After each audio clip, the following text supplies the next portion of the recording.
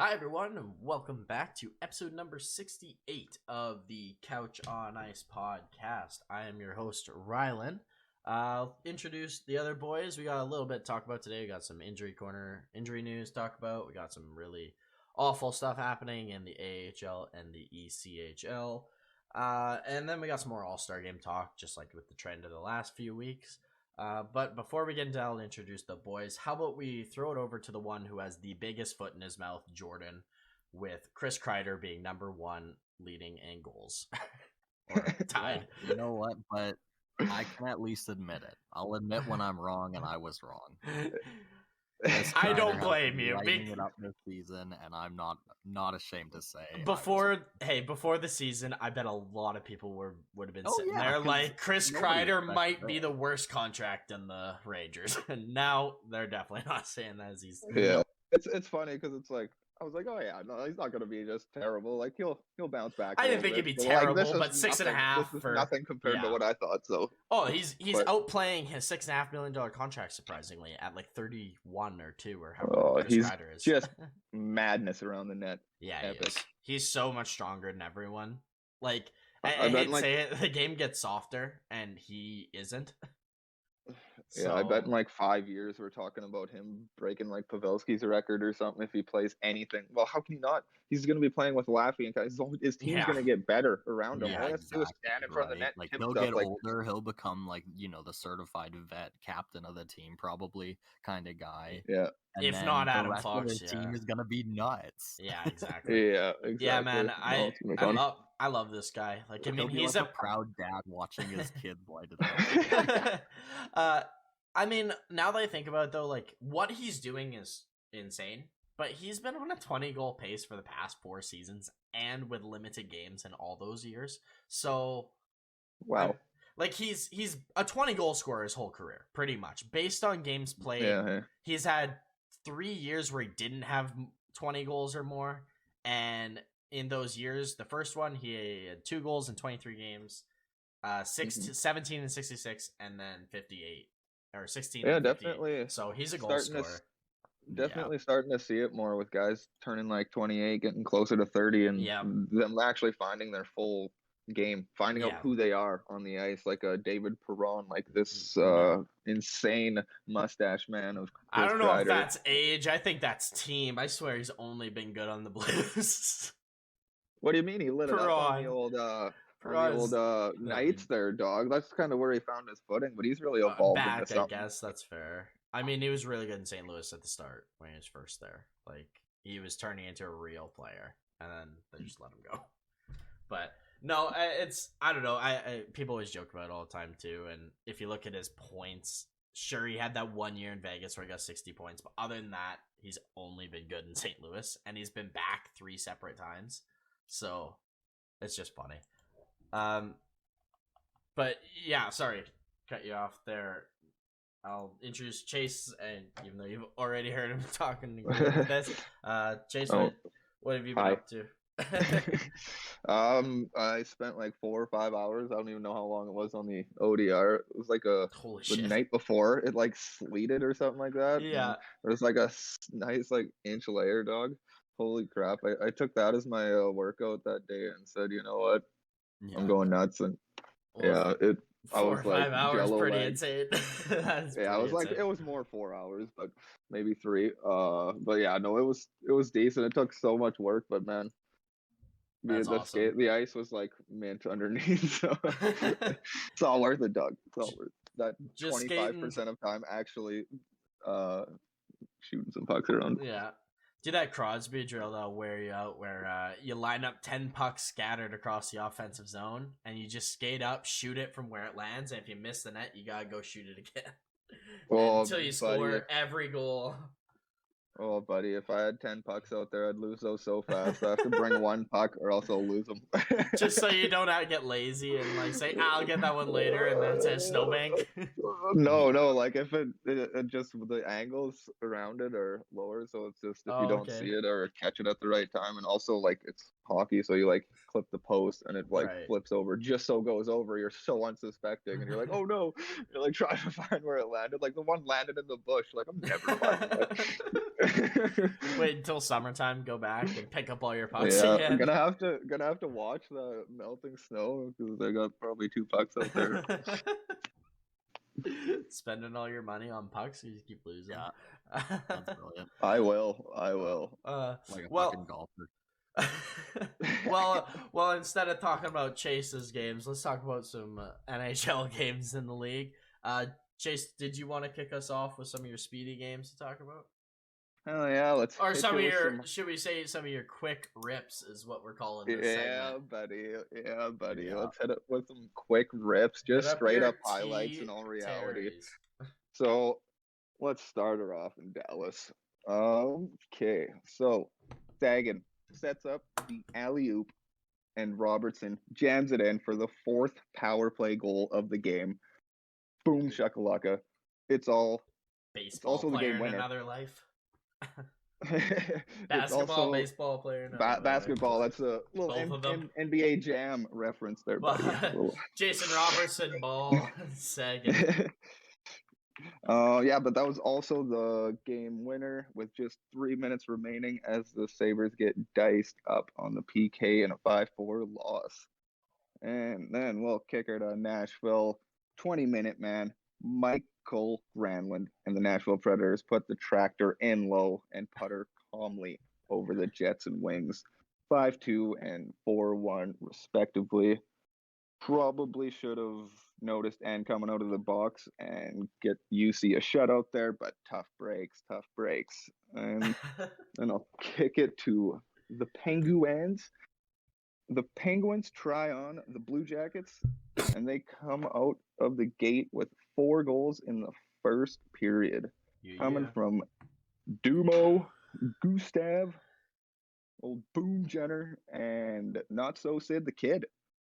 This was a pretty exciting first period. I'm gonna add on to that while you're there, and Sid getting a hat trick, and his hat trick, a bank goal off the boards into the empty net, absolutely beautiful. So yeah, looking for the pass. Disguised as a pass. It was the worst pass I've ever seen. If it was a pass, but anyways, continue, Chase. Let's kick it to the Stars and Wings. RoboCop, being a real dick, ties it up soon after he makes an in between the legs pass down low, which then turned into the puck like being shot into the air like 20 feet. And then the Wings just try to shoot it out, pass it right onto Robo's stick, and well, we all know what Robo does. He just scores constantly every time, never misses an opportunity, and that was the game. Good times. So let's go kick it to Boston versus Winnipeg. Boston wins this one 3-2. Might as well call it Bosstown, as they have won 10 of their last 12 games. Senior Noodles, the pasta man, getting the next closest thing to the Olympic experience, which is manning his own line. And he is flourishing with 11 goals in 12 January games. Halsey at 12 points in 12. And Marchand at 17, because might as well one up those guys all the time. Nice. Then let's kick it to the Devil Town. Jesper Bratt. Or should we call him B-Rat? Because you can't catch him and you can't stop him, because all he does is produce. And I'm sure New Yorkers know a lot about rats more than I do. He's a feisty little shit too, that Bratt. I like him. He's so fast. Bratt with 2 goals in the game, but it's not enough as Carl Grundstrom from the LA Kings pots the heartbreak winner off a whiffed Dustin Brown pass out front. Yeah, man. Like bringing that LA up, how good is that Muzzin trade for them now? I was actually going to say... Carl Grundstrom, Sean Dursey, and Tobias Bjornfoot they got for Muzzin. I was actually going to say, insane. But it's not enough as not so Jake Muzzin. Carl Grundstrom pots the heartbreak winner. Exactly like Carl. He's basically like I would say like Lawson Krause in a way, like very... I guess, yeah, he's in that. He's in that kind of mold of players. Very feisty, strong, young player. Big guy. And I got one last one last one for you here, boys. Going to the Blue Nation. Saskatchewan boy, Braden Shen, pops out of COVID protocol like a week or so ago with a 4-point night against the Predators, following it up with, in the next 2 games, getting a goal, and one of them being a game winner against the Canucks, helping the Blues to their 4th 3 straight game winning streak. Nice. So that's pretty cool. I think they got a 5-game winning streak off the bat, so that kind of counts as one of the 3. But yeah, one other thing on the Blues is I'm starting to feel Falk plus Krug equals viable Pietrangelo replacement. Yeah, hey, that's weird because I did not picture those 2 pairing fitting at all. Like 2 offensively minded, like to skate with the puck each, like to create. Like I don't know. I thought Parayko and Krug were gonna be perfect marriage, but I guess not. Yeah, no doubt. And also the Blues with 13 wins after trailing in a game. That's insane.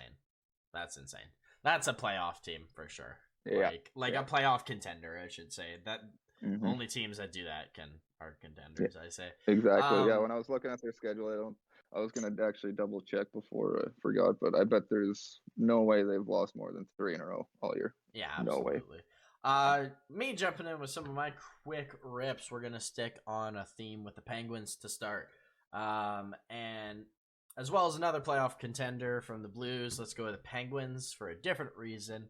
Now, even though it was against Ottawa, Penguins dominated and then almost blew it, like they do a lot lately. But they are really good at holding fort. They let in if they're up by 4, they will probably let in 2 or 3. But they will not let in that 4th one, for goddamn it. Like, they just they do what the Leafs do, but they don't close out like the Leafs, at least. So very proud of that, just outworking them. Sliding over to the Columbus game, like I mentioned, just want to bring up that Sidney Crosby hat trick, a dominance play. But the absolute worst part is our goaltender. Is that what you were going to bring up? No, I was going to say, and Matheson, this guy, just lighting it up. Gets the game winner for you guys. He's got like 6 points or something in 3 games. Like, Matheson is the type of guy who goes, he's the type of guy that goes like a week or 2 where he's fantastic and then disappears for a month. Yep. And then comes back, and then comes back for a week or 2 and then disappears. He's like Zucker, but defenseman. Yeah. But how's that going? I got to bring that up real quick. Oh, how's that Zucker injury going for you? He played 1 game, played great, and then got injured again. So that's how it's going. He's so good. He just does not play enough. Already, right? Like I said, once this guy gets healthy, trade him to the first guy. Yeah, I agree. Takes a deal. It's so hard to trade him. Never gonna happen. He's so good at little things. That's hard to trade a guy like that. But it's just a cap hit. But yeah, sorry. Back to the Ottawa game. I got mixed up in 2 games. That was a game where we played DeSmith. I'm pretty sure it was either that or Columbus. We started DeSmith and won, and he was dog dick and got pulled again. I never want to root against a Penguin, but it was against the Blue Jackets. Was it the Blue Jackets? Okay, so I was right. Yeah. Yeah. So it wasn't like we were getting killed or outplayed. He let in a bad goal, frankly. No, it got called back, and it didn't matter. I don't know. We need a backup. We desperately need a backup. So I don't really want to talk about the Penguins much anymore. So let's move on to another team. That's the only thing that makes me upset to talk about, and you guys know how I feel. So let's move on to a bit of that Florida Oilers game. Oilers dominating the Panthers after the first period. But then the Panthers woke up from their nap and absolutely shredded them after a fucking awful goal. Awful goal. Bobrovsky was 100% the reason that Florida had a huge chance in that game. Because like you said, the first period for them was a clusterfuck. I think they had 20 shots on I was just about to say that. I think they had around that. Like, they had some crazy amount of shots, Edmonton. And I think Florida had like 4 or 3 or something like that. So yeah. They were getting worked. Like you said, they woke up. Bobrovsky only faced 20 more shots the entire game, and he didn't let a single one in. So a wicked shutout for him and a thrashing for the fucking Oilers. Yeah, it's just disappointment after disappointment. Kept going, right? Koskinen was poor. He's so bad. You cannot trust a goalie right now. Like three of the goals that were scored. Barkov got his 17th. Duclair got his 17th. Bennett got his 17th. Like, how weird is that? Yeah, that's insane. Owen Tippett had a 2-point night. 3 power play goals. That's not usually fun. No, not fun at all. So no, I just love that. Edmonton really, really struggling. Need to change it a bit. I'm gonna slide over to Philadelphia and Buffalo, as Philadelphia making Buffalo look like a playoff team. And so far, Buffalo is obviously there. I shouldn't say so far because it's obvious. Buffalo's won the Eichel trade thus far because Eichel hasn't played yet. But Peyton Krebs gets 2 goals in his first game with the Sabres jersey. He looked brilliant. Mr. Krebs. And Alex Tuch plays 20 minutes a night since he's came back from injury. He's so important for that team. Jeff Skinner is, like, you brought it up last week, so I kind of ISO-cammed him a little bit in this game. He looks great. He looks really good. I don't know not if it 9 was that mil game or the game prior, but Jeff Skinner got his 500th point. He did score in this. Or he got 2 points or something. I don't know if that was his 500th. It might have been the game against Dallas. I'm not certain. I'm not sure. It was extremely recent. He got his 500th point in the NHL, which is fucking wicked. That's insane. He got 2 goals in that game, so he was fantastic. As well as an assist. Wow. But the bigger story in this game was Philadelphia getting their 11th straight loss. And I found out they have had 2 10-game losing streaks this year. We have played 40 games. That's half of their games have been 10-game losing streaks. That's really, really bad. That's how bad Philly is. We're going to go in depth about them a little bit later, so I won't jump too much, but just a little tease. And that's ugly. Yeah, I believe that's pretty. Oh, I got the. That's pretty much it. That's all I got. That's all I got for you guys. That's all my quick games. That's quick rips. Nice. Quick rips. Jordan, do you got any quick rips or anything like that, or do you just want to jump into your game? Say that again, sorry. Do you got any quick rips, or do you want to jump into your game? The big thing I got, Nick Baxtrom, since his injury return, has got 8 points in 9 games. That's awesome. That's sweet. Yeah. He's been wicked. That's the big thing for me. Oh yeah, I'm feeling that on my fantasy team, but it's nice. Sweet. You want to talk? Rhylan, by the way, I think I'm ahead of you now. Hey, bud. Are you? I haven't looked at it like. Yeah. Oh yeah. Climb the ladder in second now, bud. Heading for the top. Shit, man. I was like just staying in third the whole time, but no. Should we get into more in-depth games, Chase? Indeed. Let's do it. What do you want me to go first? Yeah, you go for it.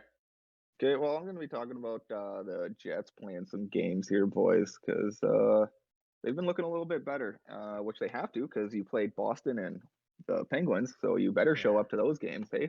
Or else you're going to get completely thrashed. And they did basically the same thing for both games, just so losing both 3-2, I believe it was. I will start with the Pens game. Yeah, let's go with the Pens game quick, I guess. Hey, it was a good game. Good fight out of the Jets there. They're, like I said, they're looking a lot better. Wheeler pops out. He played like the most minutes he's played all year his first game back. So they're just like, he's going to have a lot of energy today.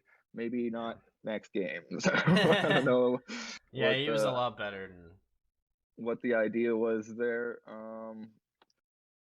Either way, it sounds. I don't know. I'm hearing a lot of people not loving the old Wheeler, saying that he was why they lost to both of those games. Which is a little tough, but it is what it is. I think he's overused. He's overused. That's for damn sure. Yeah, definitely. Sorry, kid said yeah, no, that was a Boston game that he played 20 minutes in. Sorry, getting all wrapped up here. No, he ended up playing only 16 this game against the Pens. They just need that extra push. Pierre-Luc Dubois, where are your points? You can get more points than this, and it's really, really needed. Scheifele's been decently consistent, but these guys gotta really, really wake up when it comes to forcing it, and they're also almost over forcing themselves. They seem to be so aware until the moment you need to be aware to make the last play for the goal. And I don't know. It seems to happen a lot to them. They either like rush it, they're like, oh, this is a good enough chance, and they take the shot, or it's not good. It's not good. They gotta find a way to actually score goals instead of create so many nice chances. At least they're pushing these games to a shootout, getting a point out of them. It's gonna be a tough road. They got a lot of games to play, but this team is almost basically just Kyle Connor getting shit. I didn't even notice this. 25 minutes he's having a hell of a season. Yeah, he's really, really good for them. He's probably their best player. At least this season he has been. The other thing I guess I got to bring up is Cole Perfetti's been looking awesome. Yeah, he looks real good. Awesome. He's fit. That power play looks different. Hey, it looks so much better with him on it. Just having the extra option to create something. No, he's got a bright future ahead of him. I really like Perfetti. I would like him to shoot the puck a little bit more. He's starting to do that. Like, I've noticed that even more since just watched a few games of World Juniors and stuff like that. But I'd like to see him shoot the puck a lot more because he's got one hell of a shot. Yeah, and that just comes with time in the league. Oh, right? absolutely. You build your confidence, and you start to rip it more. He's a passer, anyways. We know. Yeah, exactly. He's a disher. One of those guys. He's got that mindset where he wants to. He just wants make to sure the goal gets in, right? Yeah. So, and that's why I want him to shoot. That's exactly why I want him to shoot more, because there's moments where I've watched him play in other tournaments, leagues, and such, where it's like you had a clear break to take a shot, just take it. But no, he's been like you said, brilliant. Brilliant. I thought Perfetti would be the guy that would help these guys push them over the edge near the end of the year, or like in the playoffs or something like that. To do it, yeah. But it looks like they need him to help them with their consistency. So hopefully he can do that. Played 16 minutes that game against the Penguins. So that's all good news. 5 hits, the little guy. That up boy. Get out there, hey. Conor Hellebuyck though actually looked like Conor Hellebuyck. He was truly looking like Hellebuyck. He did not look like a normal he's kind of on rest mode, hey. So that's the brightest thing I see going on for you Winnipeg Jets fans is Conor Hellebuyck looks like he might be back. Somebody must have slapped him in the face and said, or he did himself or something, you can be so much better. And that's what this team relies on. They do kind of rely more or less on their goalie to be a little bit more epic than he should be, because that just their defense is not good enough, frankly, to not have a great goalie. So the additions of Nate Schmidt and Brendan Dillon are all right, but like it's pretty big for that defense. But on your average defense, where if you don't have a stellar goalie, then you will notice. Yeah. Like I said, when we talked about Chychrun, I really would like them to go for somebody. I think they have enough pieces where they might be able to trade for a guy who can be more of the number one guy, because I love Pionk and Morrissey, but playing 26, 20, I guess 5 or 4 of those minutes were probably in the OT, but playing like 25 minutes a game is quite a bit for those guys. I don't think it's that necessary for them to play that much. They need somebody else that can handle a little bit more weight, and I think those guys playing 20 to 22 minutes is exactly where they need to be all the time. For sure. Though they were missing a couple guys that game. They had to play Bulio. So is everyone. And stuff like that. So is everyone. Yeah, exactly. For sure. You got any more on Jets right now? Nope, that's all I got. That's all you got? Okay, well, I'm going to jump in with my game, and this is probably one of the most important games of the week, at least for both of these teams it was. Calgary versus Edmonton, Battle of Alberta. It was a real good game. Calgary came out off the start just on fire, getting 2 goals. Nice power play goal for Lucic. Matthew Tkachuk getting another one. Calgary did really good, but then as soon as they started getting penalties, that's when it went downhill. Edmonton, second period, get 2 power play goals pretty quick within the first 10 minutes, both from Evan Bouchard. He's got 8 goals this year as a rookie defenseman. That's awesome. I know a lot are on the power play. I'm pretty sure at least half, if not more, but still that's his job, right? Yeah, still a great year. And then to close out the period, Brendan Perlini, the man we love right now. Always a good interview, seemingly. Scores a goal. And it was just back and forth until the third period when Draisaitl took complete control of the game. Not like he had earlier in the game. He was so good this whole game. Took 2 goals, walked Calgary's defense, scored 1, and then just potted the empty net and showing why he's top 3 best players in the world. So that good. This win was so desperately needed for many, many people on this Edmonton team. Mikko Koskinen more so. He had a really good night, all considering. 44 saves, only letting in 3 on a really good Calgary team, and they managed to score 4 on Markstrom, which is not easy. So really good night for the Oilers, and just finally some good news we can bring up about them, where it's not just like doom and gloom with them constantly. Yeah, the end of their losing streak finally. Yeah, and I think this is a 6-game losing streak they snap. Yeah, we were gonna have to start talking about how wrong and dumb we were, because we were like, don't worry about this. Yeah, this is no just kidding. how it goes. Hey, it's like, how it goes. If they didn't do this like soon, like this is, we actually seen the Oilers team play for like the first time in like a month or 2. There's a couple games they've shown it, but then like the goaltending, it wasn't a 60-minute or something like that. Yeah, exactly. The goaltending wasn't. Either one of the 2 things happens. Either they don't play for a full 60, or the goalie doesn't play for a full 60. Yeah. Bushi getting that power play goal. That almost just 2 power play goals. Was it 2? Yeah. Yeah, he got back-to-back that first goals. One sparked the team clearly. Yeah. That's what you need. He's been huge for this team, man. Like, everyone talks about shit their defense is behind Darnell Nurse, but like Evan Bouchard's behind Darnell Nurse and manning that third line, awesome. Like, he's getting limited. They're playing him properly. They're giving him limited minutes while giving him power play time with the big dogs, and giving him offensive ice time. He's 8 goals already, man. Like, it's great. D-man. Yeah. Pretty epic. It's pretty awesome to see from Evan Bouchard. I'm really, really happy because they have a right-handed D-man. But no, they both these teams really need to start winning. I'm not worried about Calgary. I think they're just kind of in a limbo right now and need to just get back at playing their system. Once they do that, they'll be fine. Edmonton, right? And all things considered, Edmonton isn't a bad team. They're a good team that has bad goaltending. Like, everyone says their defense is so bad, and we just talked about the Jets. Are the Oilers' defense, take away Hellebuyck, is the Oilers' defense much worse, if worse, than the Jets? Certainly not. Yeah, hey. Darnell Nurse is better than anyone they got on their back line. It's deeper. It's deeper. Yeah, the Jets is probably depth is probably better than Edmonton depth, but yeah, pulling your 7th guy up definitely. Yeah, feel it's better just about that for sure. It's just that's the question. It's because their goaltending. Mike Smith's too injured. It's not much better. Skinner's struggling right now, and I'm pretty sure he's on protocol right now. He's in and out with protocol and like just not trusted here and there.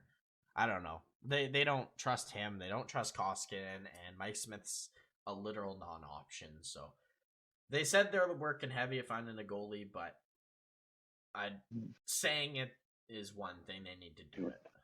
Yeah, like just to bring that up, like we talked about, they should have done it at the start of the season if you were gonna do it. It's understandable. Like you know, they to tried. Me, may as well like kind of just play the year out now. Like honestly, unless you really don't know if Mike Smith or if he's actually not going to be healthy, then you trade for somebody to replace him maybe this year. But that's gonna be tough because he's on contract till next year still too. Yeah, exactly. Hey, so no one wants that. Like I don't know. He might have stuck himself with this goalie situation again. So like, do you pay to? You can't pay up to try to. I think it's just going to dig themselves a hole. If you're going to pay, you got to get a real goalie. You got to get a goalie with term. I think if you're going to pay up, like that's the thing I've been hearing a lot. Like everyone's like, "Oh, who do you get?" Yeah. Like, there's a lot of names you can throw out there. Like I'm wondering how much worse Hugh Dobin is than Koskinen. If or how much if he's better at all. Basically, is the question. Yeah, could have done that move, but could have done that move for Mike's. It's worth the gamble. Like, yeah, there's just a couple guys. Like, I'm hearing Varlamov's name really heavily out there. I personally don't like that because I don't trust Varlamov. I don't see them moving him after the season he's been having. I love Varlamov over there. He's been actually playing a lot better. He's been playing better, yeah. Bit, but... it's just, I don't know. I look at Edmonton and it's like saying, it's like if they went out and got Bobrovsky. Like, we need to fix our goaltending consistencies. Who were we going to get? Bobrovsky, the most inconsistent goalie. Varlamov is also one of those guys. So I just... It's hard to say. Like, it's hard to say. Like, the last 2 years, they were in the playoffs. But they had a defensive system around him, a really well worked system to make the goalie better. And Pittsburgh kind of outworked him in the first round. He's definitely a hell of a lot better than their goaltender. No, that is what I'll agree with. But I understand you need a goalie with term, but I worry about some goalies with term out there. And he's just one. I don't know. I've always had just a spot where I'm like a nervous spot with Varlamov. I've never looked at him like I trust you to win a playoff round. I've never unless the system fits him. Yeah. If they wouldn't have signed Smith for that extra year, they probably would have made the Khudobin move already. I'm sure they would have made the Khudobin move if they didn't sign Smith. That's another issue. Khudobin's up or still has a contract next year, so I don't know. They need to do something, right? Like, they can't miss playoffs. You cannot afford to miss playoffs again and not be successful with McDavid for year 8, 7, 8. Yeah. What year is this? This is insane. They definitely need to make sure they make the playoffs. That's for sure. Their goaltending better come around a little bit. Whether who cares who it is. Yeah, if it's Koskinen, if it's Varlamov, if it's Fleury, if it's Stalock, if he comes back healthy, I don't care who it is. Skinner. Yeah. They just need someone. I can understand that they just don't want to bite the bullet and actually just pay up a third round or something, or just, they'd like to give up a deep pick, but nobody's got that goalie for a deep pick that would be worth it, sort of thing. Yeah, that's tough. It's tough. I don't know what to do, but you gotta do something. You gotta do something, though. Like, yep. At the start of the year, I was like, if we're not gonna do something now, you're gonna have to do something halfway through the year, or at least at the trade deadline. And you pay up when it's that. But that's a tough break for Mike Smith, man. That's the hope. We gotta another. They could. Hopefully this changes. They start playing better, and who knows? They don't have to worry about goaltending for at least a couple more weeks to a month. If they can get past that, and maybe Smith starts coming back, or whatever the hell happens here, they look a little bit better. They just need to creep their way through this year. Like I've said many times, this is more of a building year. Whether the fans and everybody wants them to win a Stanley Cup. It is a building year, but they do need to show promise of that they can. They can't miss the playoffs, round. Like you said. They can't miss playoffs, and if you lose first round, you better damn well hope it went 7 and you played a damn good opponent. Because you're not gonna get a lot. It's gonna be the question of Leaf fans. Sure, McDavid's been past to second round once, but are they ever gonna do it again, Edmonton, with him? When I've been hearing the question around again too. So don't put weight on this because I don't at all anyways. About will Connor or Leon ask for a trade out? I don't think it's that drastic yet, but we're closer than we were last year. It seems like people have a timing or an alert on their phone every year that it's just time to bring this rumor up. Push the big red emergency Edmonton button. Edmonton Leon need trade out ? Okay, no. Just because some players ask for that doesn't mean that all players are going to. Now, if the trend continues, they miss playoffs and they don't show any promise to do better next year, you bet your damn well, sure, I bet they will ask for a trade. I would. In that case, you've given your heart and soul to the team, and they're not helping build a team around you. That's the team's fault, not your fault. But that's the drastic point it needs to get, where they're bad this year, they miss playoffs, and they don't look like they have a good future ahead. It's hard to do both. Just need to realize how far away their prospects are, and like their full team. Like this is his first year in the league. They're Ryan probably McLeod. 2-3 like years he's gonna away need from making damage. Like the plan is for these guys to be effective on your team, like a Dylan Holloway and stuff like that. These guys haven't played. Raphael Lavoie was somebody I was really had high hopes on. He's not even chilling yet. He's in the A doing not great right now. Like there's a lot going to take some time. Where's your Broberg and Sam Rukov? Well, one of them's playing next year. That's the plan.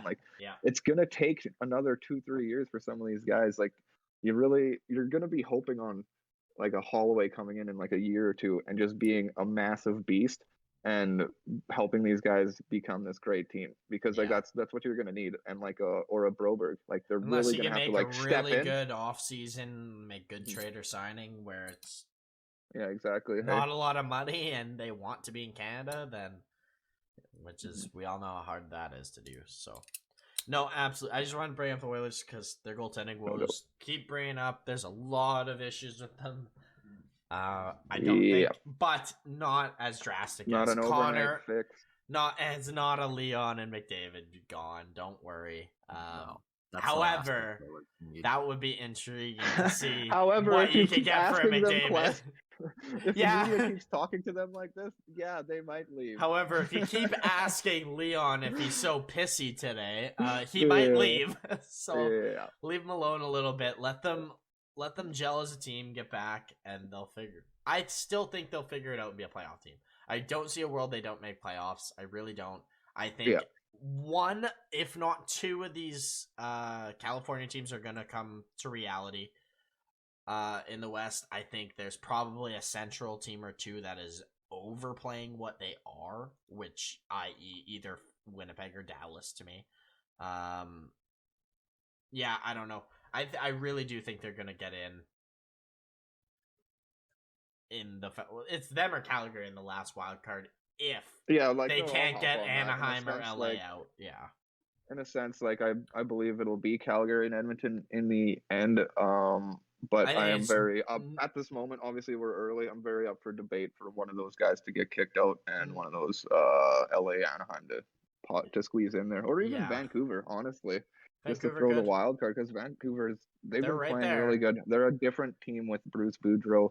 I hear their penalty kill kind of dropped back to what it was the last little bit, but we'll see how they work through the next 10 games, because this is more important 10 games for them than it is for a lot of other teams, because they at least have a decent amount of games up. So they have to win these games. To note with Vancouver, though, they are on par with games played pretty much with San Jose and LA and Vegas. That's what I'm saying. So and they're still about 7 points out, 4 I guess out of San Jose, but so that's still a lot. They have come down to earth, 4-4-2 in their last 10. Like they're not the 10-0 Boudreaux we thought they could be. Like they've come down to earth. They definitely are in the hunt. They absolutely are in the hunt. But yeah, Jordan, do you have any game you want to dive in deep to? Yeah, the Anaheim and Lightning game. This was Corey Perry's comeback to Tampa. Or to Anaheim. Yep. Yeah. See his old pal. It didn't go as planned. If you don't know, the Ducks thrashed the Lightning 5-1. It was just an overall bad game from the Lightning. They went 0 they made for up 7. for it the next night. 7-1 San Jose.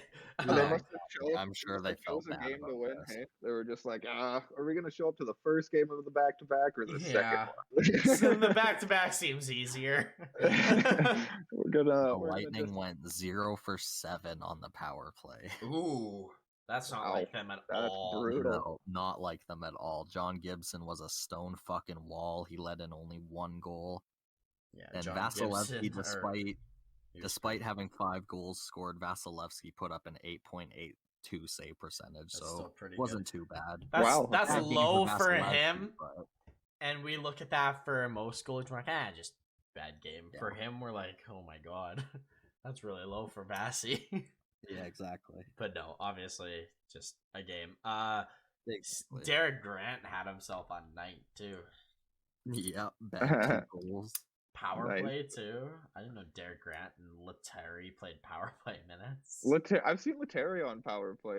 Yeah, I didn't see either. I didn't Grant know. On there. Probably that's crazy. Net front. Hey. Yeah, exactly. No, I love this team. The depth of this team just beat Tampa. It seemed. Yeah, hey, isn't that crazy? All the depth goals. Grant getting 2, Letary getting a goal, Nick Delorier scoring the empty net, and Kevin Shattenkirk getting the other one. Yeah. That's pretty sweet seeing Patterin and Carrick getting assists. Wowee. Steele got an assist. Jacob Larson. Goddamn, just all the secondary guys. It's nice to see that. It's really nice to see Anaheim's depth showing up. Yeah, because it is. Right? It's the one thing that worries me is that this isn't going to happen very much. You know, that's what worries me about Anaheim is that they kind of have become more of really relying on the top. Zegras and Getzlaf to Stone Terry. Troy. And Terry. Troy Terry is their most. I look at him. He's the guy they look at every night to jump them. If they are in trouble and not getting any offense going, first guy on the ice is Troy Terry for me. Always. Didn't even have Cam Fowler in this game. Holy shit. Damn. Protocol or what? I'm not sure, but Lindholm, like we were saying, copycat of the old Fowler, just played 30 minutes. Man, they can't get rid of him either. They have to keep that 4D. Hey, he's too. Especially with the talent you have right now. If there's a team that's going to win the cup like the Anaheim Ducks did last time with a bunch of kids. Yep. This is the team. Yeah, hey. I would love that. That would honestly, I would if Pittsburgh don't win it, I would be very happy to see Anaheim win a cup. And watch Troy Terry or Zegras just light it up. They're gonna have a lot more kids than just Getzlaf and absolutely. Perry and Penner. The forward group might be a complete opposite of the actual cup winning team from 06 or something. True, but that defense and that goaltending. But that defense is exactly. And Gibson's the best. So no. Do you got anything else there, Jordan, on the game? Do you got anything on Tampa? No, the big thing was their power play. Power play shit. That's so crazy. Wow. No. Wasn't a very good game. While we're on Tampa, I want to throw it back. And Chase, I'm a little disappointed in you for not hyping up that Hedman game as much last week. When I find out that there was only 4D played on Tampa's defense. What? Sorry? They started with only 4 defensemen in that game. I didn't know that. I was watching the game here and there, but I didn't pay attention and notice that they started the game with only 4D because of protocol issues and money issues. And Hedman relished the idea of that and played 30 minutes and got what you said, 2 goals, 2 assists, and a goal or something like that. Something stupid. Yeah. But you didn't bring up the fact that there was only 40. No, I didn't. Neither did I, but that's why I'm just saying, how crazy is that? 4 defensemen, Hedman dominated the game and played 30 minutes and was fine. That's just crazy. Holy shit.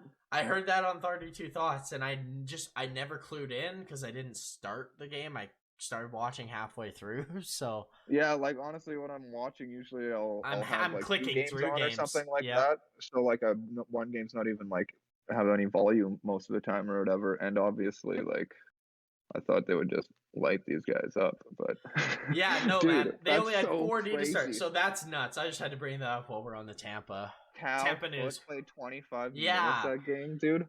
That's funny. You only need McDonough, Hedman, and Sergachev that left side. You don't even need anybody else. You actually Honestly, don't need Ruda and these guys. It's holy insane. Shit! These guys are gonna win the fucking cup again. These fucking they are. They probably are. They're that good, and they signed players like Corey Perry, who played 12 to 15 minutes a night and scored half a point a game. Yeah, and honestly, on I $1 know million, Vlad Nemestikov on the Wings said that he would like to sign with the Wings, but he's used to be a Lightning, so I wonder if he'd be goes you know back? what, send me there. I'd be cool with going there, go for a cup run, and then come back to the Wings, because why the hell not, man? Like, why the hell not? Dope. But then again, I also think if I went to this team and I won a third consecutive cup and I saw what this team was, I don't think I would leave. I would say, fuck the money. I'm staying. I have to experience this one more year. I would say, fuck the money. Give me one more year in Tampa and let's go for 4. If you win 3 and like you trade there or sign there or whatever for a year, well, you see this team, you gotta be like, this is the best team I've ever seen. Well, you got to think, like, they were trying to get these deals cheapest as possible and try to squeeze this out as long as possible. And they finally got that one win. And they're like, we gotta really squeeze this year. Like, Patty Maroon, really just start grabbing some cheap contracts, and they squeezed another one out, and I think that's what's changed them. They're just like, okay, wait, their core knows how to get it done. Like, they brought everybody, they're like, guys, this is actually working. Like, well, it's one more time, guys. Like, Boris Kachuk, Radish, all you guys, just give me a 3-year deal that's cheap. Like, I think we could do this again. Like, honestly, exactly. Like, and in all reality, like, as hockey fans, is this not what we want to see? Like, I want to see us. It's exactly what we want to see. I mean, I was hoping to see it in 2018, but it blows me away that the Islanders and some of these teams back in the day like won 4 in a row and shit like that. Like, that just, it doesn't. I can't comprehend it because I've never seen it and anything like that. But the fact that Chicago, Pittsburgh, and Tampa did what they have done in cap era is insane. Like 2 cups in a row for Tampa and Pittsburgh, and then the 3 in 6 years or 5 years or whatever. Like, I understand. Like, obviously, there's a sour point with the Blackhawks now. But, it made it crazy hard. It's still insane. Like, that's a crazy. You guys were only 3 or 4 years after the actual lockout. Like, the Wings were just so squeezed out of that. We got so lucky, I think, to be able to be that good after the lockout, because we were kind of based off of, like, no huge cap hit or no salary cap, really. Like, that's how we were able to squeeze in guys. Like, we did give a lot of guys cheaper contracts, but like, we squeezed all those guys in 1-year deals for just the best player in the league at stupid money. At Fedorov for so long. But the cap era definitely killed old Kenny Holland. That's for sure. That's just how she goes. That's why he's struggling in Edmonton. He has cap limit. No. But anyways, should we move on to our next segment, Chase? Future Watch. Future Watch. Yeah. Okay. Cool. I'm gonna let you start yet again, since this is also your segment. Sounds good. And you got her prepped. Okay. Yeah, I got her nice and prepped here, boys. So today my Future Watch is consisting of the central teams that are in the hunt right now. The Stars, Jets, and I'm squeezing the Predators in here. So what I'm doing is I'm looking at their schedule right now to see exactly what we got upcoming with the new schedule change and or whatnot. So let's start with the Stars. First off, for the Stars' sake, I really hope they win the game against the Flyers, as they just came off of a back-to-back win on the road, which is really big for those guys. They really would like to beat the Flyers in Jersey. Get 2 back-to-back road wins would be unreal, because this team has a 6-game home streak after this. And that will be the real test for these guys. We're looking at 14 games until the end of February. So they're one of the teams that's got to catch up. So we'll see most of these teams kind of get back to even par-ish with each other by the end of February. So the first 5 games on their home streak are against the bottom 8 playoff teams, I guess you could say right now. So in other words, teams they need to beat so they could be there. Those teams are Washington, Boston, Calgary, Nashville, Winnipeg, and then the last game is against the Avalanche. And the next game after that is their first road game against the Avs again. So after that 6-game home streak and that road game against the Avs, we are going to know everything we need to know about the Stars. Like I said, they're super key beating the Wings and Buffalo there. They're really going to want to do that again with the Flyers in Jersey. If they can, that's an insane tall task. But if they can pull that off, I think they're setting themselves up very, very nicely. Absolutely. Because they've been lightning at home, just lightning. So tough opponents looking back. Yeah, they got sorry, my bad. The super future watch for these guys, though, looking way deep into it. The Stars' March schedule, only 4 games are at home out of 14. So that's not great. If they don't do good in this next little bit, it might be an ugly March, because they just haven't been great on the road. Build up a couple wins would be good for them. Mm-hmm. Yeah, I noticed their road schedule even before. It was actually pretty tough. So I can kind of understand the bad road record, but still, it's not great. They do have April, though, that's got 10 home games out of the 16, so maybe they can kind of climb themselves their way back. But right now, it's looking pretty positive for the Stars. You got a real tough home 6 games here, and you have to show up to that. And yeah.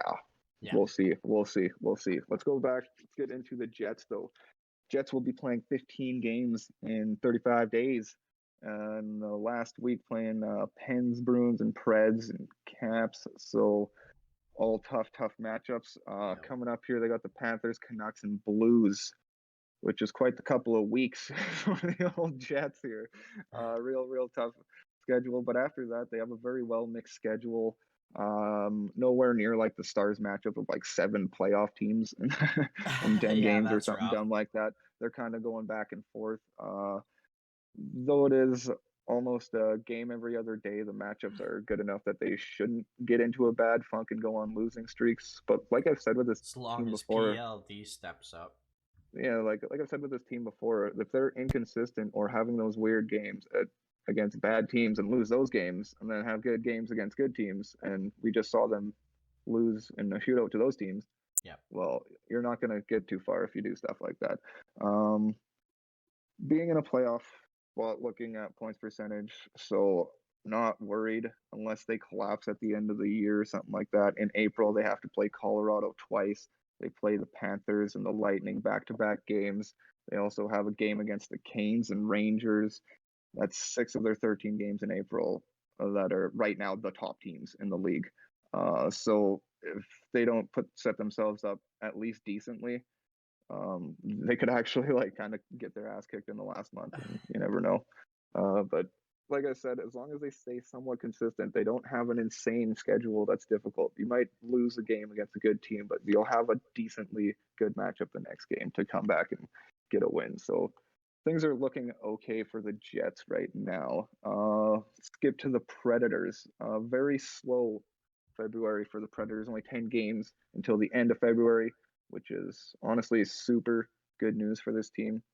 If they can approach the time off correctly and stay in game mode, because technically it's one of the tougher schedules, but it's spread out. They have a 7-day break after they play the Kraken, Oilers, and Canucks, which are games they definitely gonna need points in, because once they take those 7 days off, every team is going to be very hard to beat. Starts with the Stars on the road, which I was talking about. Their home stretch, and Nashville sounds like the one team to lick your chops at.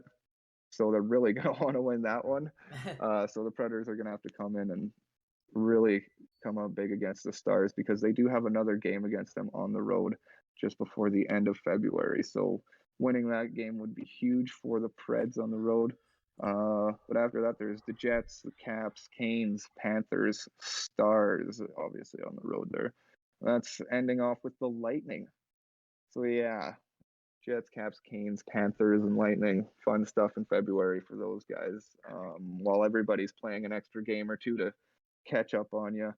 But what you might worry about is the April schedule is tough. 2 games versus the Wild and the Flames, and 1 against the Bolts, Panthers, Avs, Penguins, Blues, and Oilers. Out of the 15 games in April, that is 10 of them. All those minus, like the Oilers should be humming going into the playoffs. Hopefully, this could be a year where like they're set up good right now. If they can keep themselves in this sort of winning percentage and that sort of stuff, they might be able to squeeze out of that last April. But like that's a scary April. These guys could end up just getting beat down at the end of the year. Yep. Why I think they need another goalie, because just double up with Smith and yeah. So the Preds just are. They're gonna be fine, I think, right now. Yes, they have tough games, but if they stay like 500 for the next month or two, they should be all right. But like I said, I'm a little worried for these guys actually at the end of the year if they're not in a good position. That's right. We've seen teams just fall off the map at the end of the year, and we don't know why. And it's probably because of we weren't expecting schedules like this. Hey, we weren't expecting much from Nashville going into the season. No doubt. So you never know, right? But yeah, that's my future watch. So yeah, cool. It's gonna be pretty intense schedule for the Central. Very intense. Yeah, basically. What did I have? I think it's Hellebuyck obviously got to step up. I think that'll be the biggest thing for the Jets. Sure. The biggest thing for the Stars is continuing to win these few odd games on the road and keeping that good home record. And I think they'll be fine. But yeah, the Preds, they got that big stretch, only 10 games in the next till the end of February.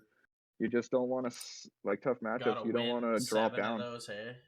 Yeah, you don't want to drop down on at this time, especially if the other teams are doing better than you or something like that.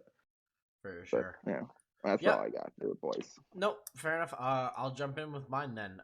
Mine's fairly quick, and it'll be technically tonight, yesterday and tonight when you're listening, but for us on Monday, January 24th, not Tuesday. Tonight, Keith Yandel will be tying Doug Jarvis's Ironman streak with 964 games played straight. And tomorrow against Florida, he will break the record. So nice. Just super cool. I'm excited to watch that, as I just love Keith Yandel. He's always a funny interview. I mean, this streak, it's crazy how long this streak has been around. I think 35 years this Ironman streak has gone on, and Doug Jarvis hopes Yandel breaks it too. Came out saying that. So yeah, I'm super excited. It's super cool. It's kind of like Marlowe's like games played record. You see it once every something big like this once every so often. So super intrigued to watch it. But hell yeah, man, that's awesome. Yeah, good old Yans. I love Yans. Super funny. Seems super funny guy. It's amazing he hasn't missed a game. Yeah, this year with COVID going on. And lucky the NHL doesn't count playoff games, or else he would have broken this streak would have ended. Because Florida was so close to ending it last year. Jordan and I were pretty upset about that. I remember that was dumb. Idiots. Oh yeah, but should break it now. However, Jordan, what do you got for your future watch? Keeping with the theme of awards, when I talked about Ovechkin winning the Hart, I've been thinking about the Jack Adams Award a lot. Ooh, and yeah, it's not really an award that a lot of people put a lot of thought into, and it's something that I struggled this year too. I know exactly what you're saying. There's a lot. There's a lot of really good I could probably go through. Yeah, like there's obviously Dean Evanson. There's obviously Mike Sullivan. There's obviously Burnett, Bruce Cassidy, still keeping John the Cooper as always. Brendan Moore as always. Brendan Moore's Gallant and Rangers, like they're in first in the Metro. Never would have thought that. Like, yeah, there's so many guys. Berube. I think John Hines is the coach in Nashville, and that's pretty impressive for Nashville. So yeah, there's lots and lots of names. About this award, it comes down to like 3 names, but this year I think it's going to be at least 5. At least maybe this is 8. A top this award. There's some really good teams this year. The really good teams, right? Are like even. A lot of teams have looked fantastic at their peak. Yep. So what do you got for your Jack Adams winner then? Who do you predict? At the moment, it's Mike Sullivan. Yeah, I almost don't want to say it because I am the Pens fan, but like the injuries we went through this year and we're battling for first, like in our division. Well, and like you said, we were written off. We have no backup goalie. We were written off by probably 80% of hockey fans that legit know hockey. They said this is the year they're gonna fall. Didn't have Crosby and Malkin to start the season. Didn't have Malkin for the first like 3 months of the season. Malkin for a while. Malkin for a long time. Everyone has missed games in our lineup, I'm pretty sure, which is insane. Well, and I think all things considered, I think you have the best penalty kill in the league. Yeah, well. We do. We've been a little bit struggling lately. Not like bad, but like just we're letting in one a game or so here and there. But yeah, no, I agree. Evan Rodriguez too is having a season at like $1 million where like he's leading goal scorer on the Pens, or second leading goal scorer behind Gensel. Like it's insane. Yeah, and I like what's his name? I like that Dean Evanson or Rod Brendamore this year. Me too. I love Dean Evanson. Because I think Brendamore will be a name we hear in this conversation a lot for the next 5 years. He should be. Exactly. He's like Vasilevsky of coaches to me. Like Brendamore's the best coach in the NHL. He's the one I would want for. The big reasons I say Brendamore is the whole switching from Dougie to D'Angelo. Doesn't look different. Kotkaniemi, the way he's been struggled to used, but he's using him effectively. Yeah, he's like fourth. Yeah, they missed they lost McGinn, who's I love that guy. Trust me, I do too. He's fantastic. Yeah, exactly. That's why you guys are in Mike Sullivan, because he's on that team now. Yeah. No, joking. But yeah, no, with Minnesota, it's the resurgence of like Ryan Hartman creating that line last year. Like this guy, Kirill Kaprizov on pace for 100 and some points. Yeah, he's getting absolutely everything. Everybody's comfortable on that team. Yeah, and that's what I like to see when it comes to. Yeah, that's true. Dean Evanson's been great, and so obviously Rod the Bod's gonna be there every single year. I think has Coop won it yet though? Coop, I don't know. I think he has. Is he the guy that got snubbed several times or what? Who's that? John Cooper? Or did he finally get his? I don't know. I think he has won. I think he did. He hasn't snubbed a bunch.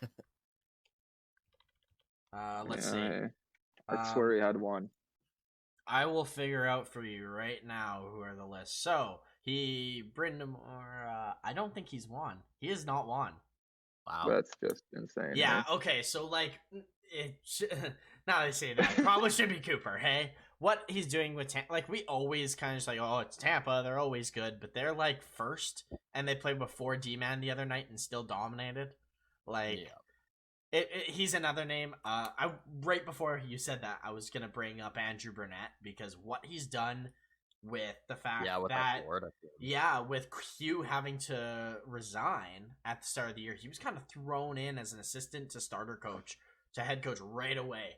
And I know this Florida team's very talented and they could probably coach themselves, but he's done well. And like he went from having a long runway of a chance to now having almost an infinity runway for the end of the year or 2 years at least. So I think he should be talked about a little bit too. Yeah, no, I agree. They had a pretty rocky start to the season. They might have to. Sorry. They might have to default and give it to him just because he deserved it for. Cooper. Years. Yeah, for sure. Yeah. No, I 100% agree with that because last year was Brindamore, then it was Cassidy, then Barry Trotz, and then Jared Gallant in Vegas, and then Tortorella in Columbus, and then Trotz again in Washington. So it's. Yeah, no, it's crazy. And another thing that's kind of crazy is Mike Sullivan hasn't won yet either. No doubt, hey. So 2 names there probably, like you guys said. A lot of guys in the hunt this year for their first. Lots and lots of guys in the hunt for this year, like you said. For sure. So anyways, that is our Future Watch segment. I'm just going to kind of jump into some news around the league. Boys, jump in whenever you feel like it. If there's a team that I bring up or whatever I don't bring up before we get into the injury corner, then just jump in, okay? just gonna jump into the Islanders news. Some more sad news on Long Island as Clark Gillies passes away at age 67. He was honored in the game against the Leafs on Long Island. Giant T's return, actually, where the Leafs won 3-1. Like Chase mentioned earlier, he mentioned this Islanders team and how hard it is to win 4 cups. Well, this man, Clark Gillies, won 4 cups with the Islanders and was a huge part of that team. Cool. Hall of Famer, 2-time All-Star, like you just said, 4-time Stanley Cup champion. Yeah, he played with mostly the Islanders, but I believe he also played in Buffalo. Yeah, I don't know where else. I just know the Islanders. But he was there forever and all that with that, like we said, that cup winning team. Obviously upsetting to see him go, but it's great to see his memory is honored well by the island. Continue. Absolutely. Moving on to more cheerful news, I guess we can say, in Vancouver land, we got Bruce Boudreau as he reached 1,000 games behind the bench of an NHL team. He said he had to pinch himself to see if it was real. He didn't believe they had made it that long. But yeah, awesome for Bruce. He's seems like such a good person. I haven't heard nothing but good things about Boudreau since before he was hired as coach for Vancouver and after. He is a great ambassador for the game. He's awesome. still. I love him. So he's always in a good mood. He can bring really the best out of people, which I really like. So. Yeah, he's got a hell of a personality, and that goes a long way. Absolutely. So just hats off to Bruce and his 1,000 games behind the bench. And thank you, Bruce, for getting Elias Pettersson playing hockey again. Yeah, starting to play a lot better. Love seeing that now. Yeah, absolutely. Been missing that for about 2 years now. Moving on to the Blackhawks, some Marc-Andre Fleury news, as he was asked about the trade rumors and what he thought, but he said he's just going to ignore the trade rumors and he wants to help the Blackhawks make the playoffs. Well, you can do one of those things, Mark, but I don't think making the playoffs with the Blackhawks is very feasible. This division... They lost the game right after. Yeah, they did. Was that the overtime against Minnesota or the one before that? Where Moose... Sure, I think it was the overtime game where Moose scored.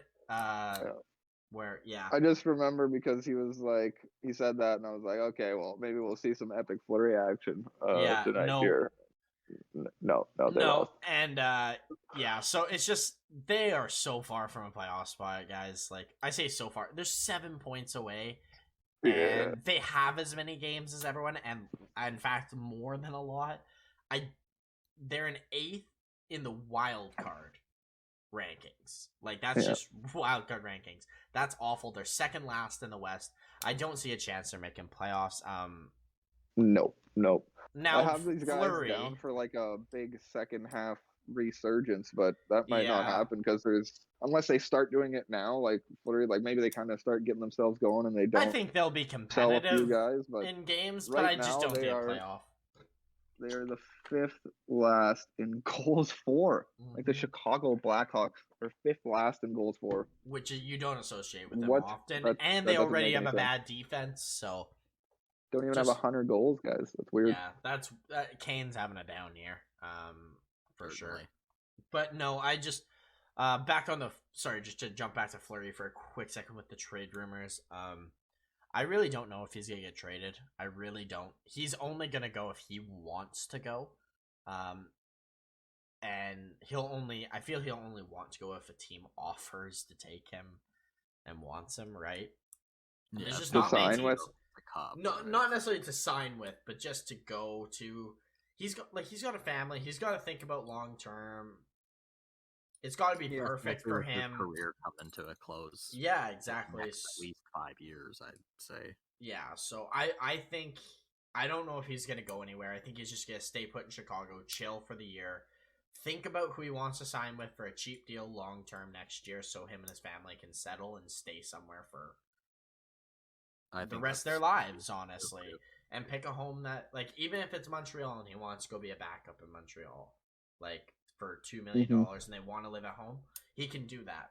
And it just makes it easy. So I think that's what's going to happen with Fleury. I don't know, but you guys, do you think he's going to get traded? Do you think he's No, I mean, like you said, he'll get traded if he wants to. Yeah, that's the important part. Decide this. Yeah, for sure. And I think true. Chicago's comfortable keeping him actually for maybe even extending him. If he wants to sign a cheap deal, like just hey, ride it out with us. They need a goalie of some sort. Like him and Lankinen can definitely be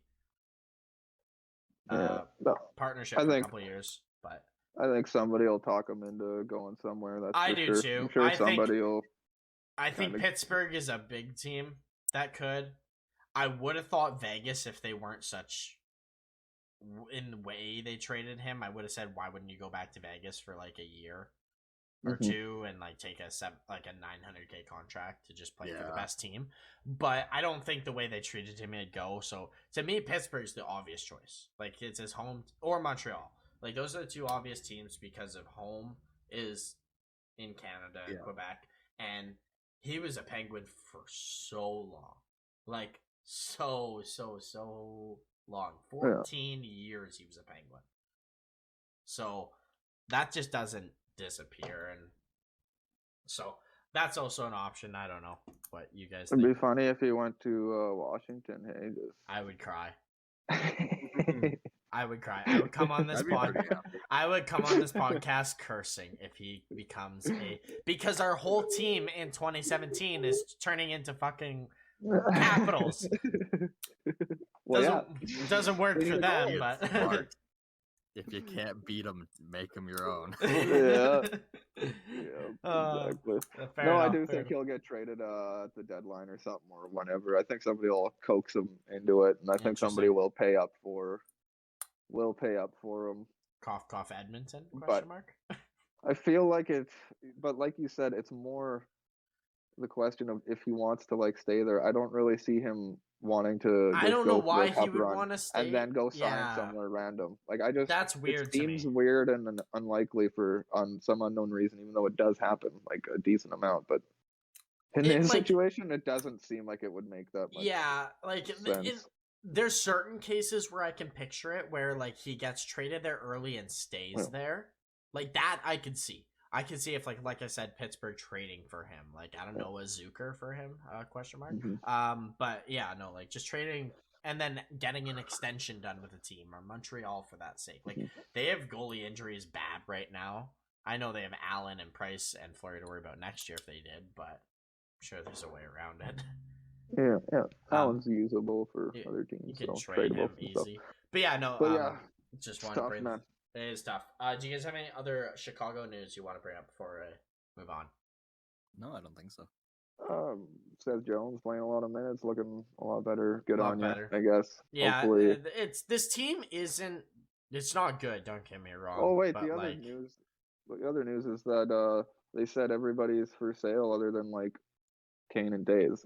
Oh, did they? They're opening to trading like a lot of their guys other than like Kane and Taves and Jones. And I was like, yeah, and DeBrincat. And I was like, well, so like they're looking to trade like Kubalik and those guys. What about Doc? Not like Doc. About Kirby Doc, but I don't see them trading him either. I was just asking because you said everyone and like. Yeah, no, they didn't say it. They didn't mention anything about him, so.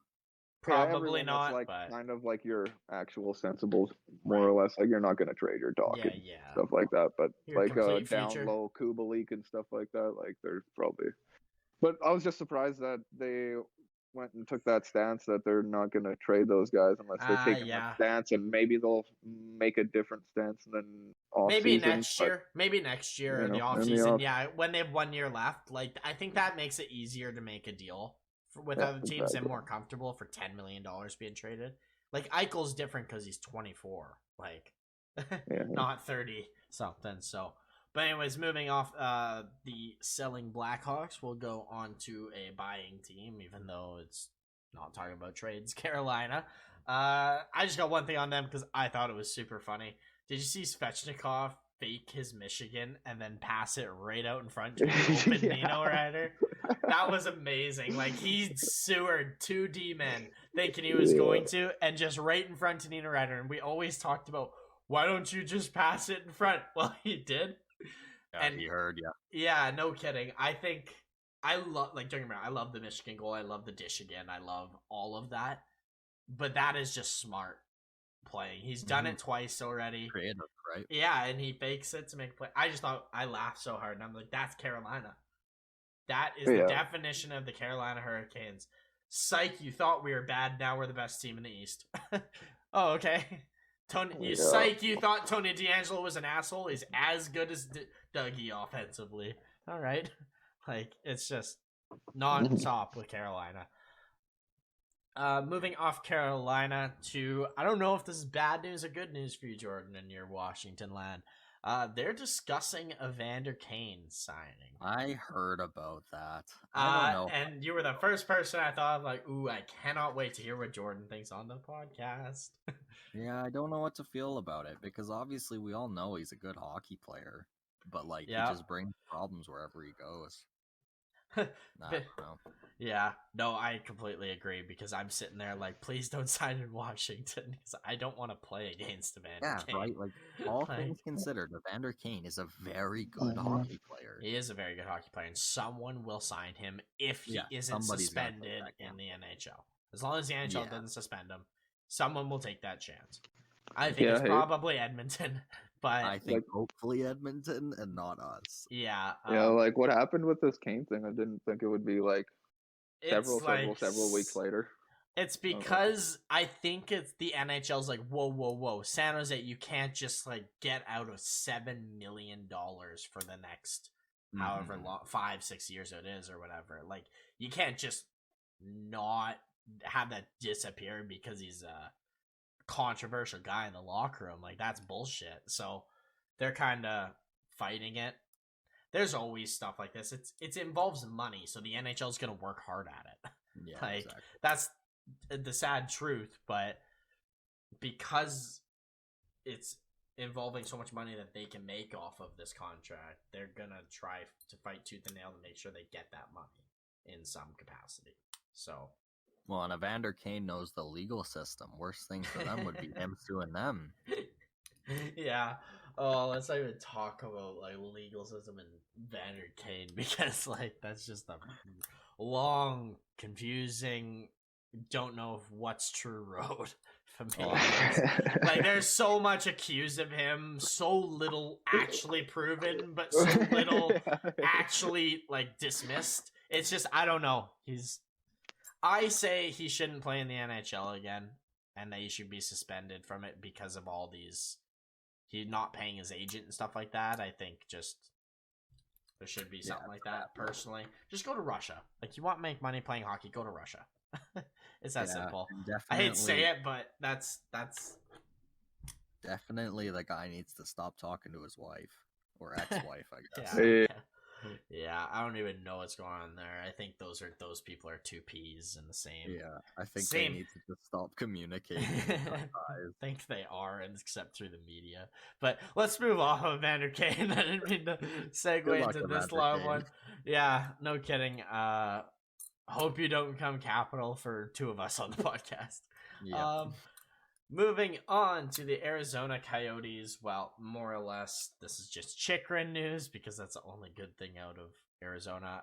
Just a couple teams very interested in Chychrun.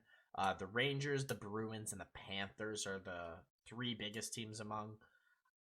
Also worth noting that there is a legitimate trade out there offer for Chychrun available that Arizona hasn't accepted. It is out of those three? Florida. I think. Yeah, I don't know where it was from, but I heard they received an offer of 2 former first round overall picks and a 2022 first. Yeah, I think that's Florida. Was it from Florida? We don't know from Florida because I say it. Kravtsov I heard was offered. Yeah, I heard Rangers did offer Kravtsov. I don't know if that's the same deal. I'm just trying to think, who else would you give as a first round pick if you're the Rangers? Would it be like a D-man that you're like Othman? Like, oh yeah, one of those D-men for sure, because they have like 3 extra D-men that they would have of first round picks probably. Yeah, I don't know. Probably that's one like that Schneider. No, they're not getting rid of Schneider. Is it Zachary Jones? That's the other one. Zach that's Jones. First round. Yeah, Zach. I don't know if he's first round. I know he's a no, he's a third rounder. I know Lundqvist was a second rounder. There's Matthew Robertson, I think, was second rounder. Yeah, I don't know. Would they throw Keandre Miller at him then, or what? Like, would they actually do that? But they might. Like, well, maybe shit. Schneider. You might be right. It might be Schneider. I don't like that.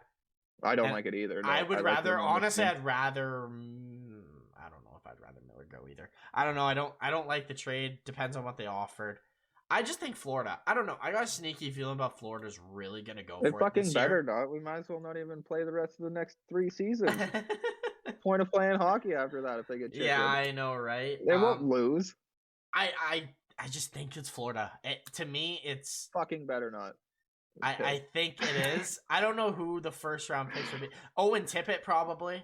I heard that they wanted like Lundell or something crap. Like you ain't giving up Lundell. I would not give up Lundell. He's like half their team, dude. Yeah, he is. I agree. You don't give up Lundell, but I think I don't know. I got a sneaky thing about Florida that they're gonna go all in this year. Like I really think they feel like they can go all in. They feel. It makes a lot of sense for all 3 of these teams because they're all cap strapped. They already have contracts going. I guess Boston's a little bit different. Boston needs to win is the thing, right? Yeah. So but the Rangers and Florida, they need somebody who can be epic on a good contract. They could really use that. So you know what? Now that I think about it, why wouldn't you give up Keandre Miller when you're getting Chychrun back? Exactly, that's what I'm getting at. Hey. Yeah, I just thought about it for a second. Like I was like, oh, but you're giving up that such a good lefty. I'm like, you're getting Chychrun.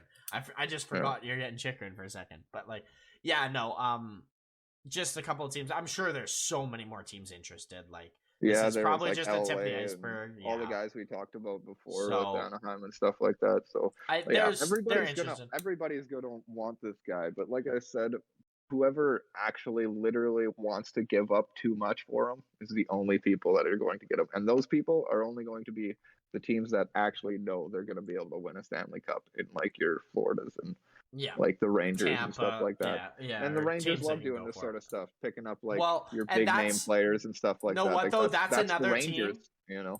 That's another team that they think they're a D-man and a forward away from being a cup contender. Like, serious contender. So I think they're going to go like for it as well. To me, maybe not this year just because of Laffy and the guys are not like. Yeah, I don't think this year, but they do. But like the Rangers truly believe that this year they are 1 D-man and 1 forward away from being. It'd be pretty magical if they won. Hey, I don't think so. Cool. I think there's probably 4 teams in the East above the Rangers, maybe even more. Like, when it comes to playoff time, they're gonna get slapped in the face. I think so. Crap, this is really difficult.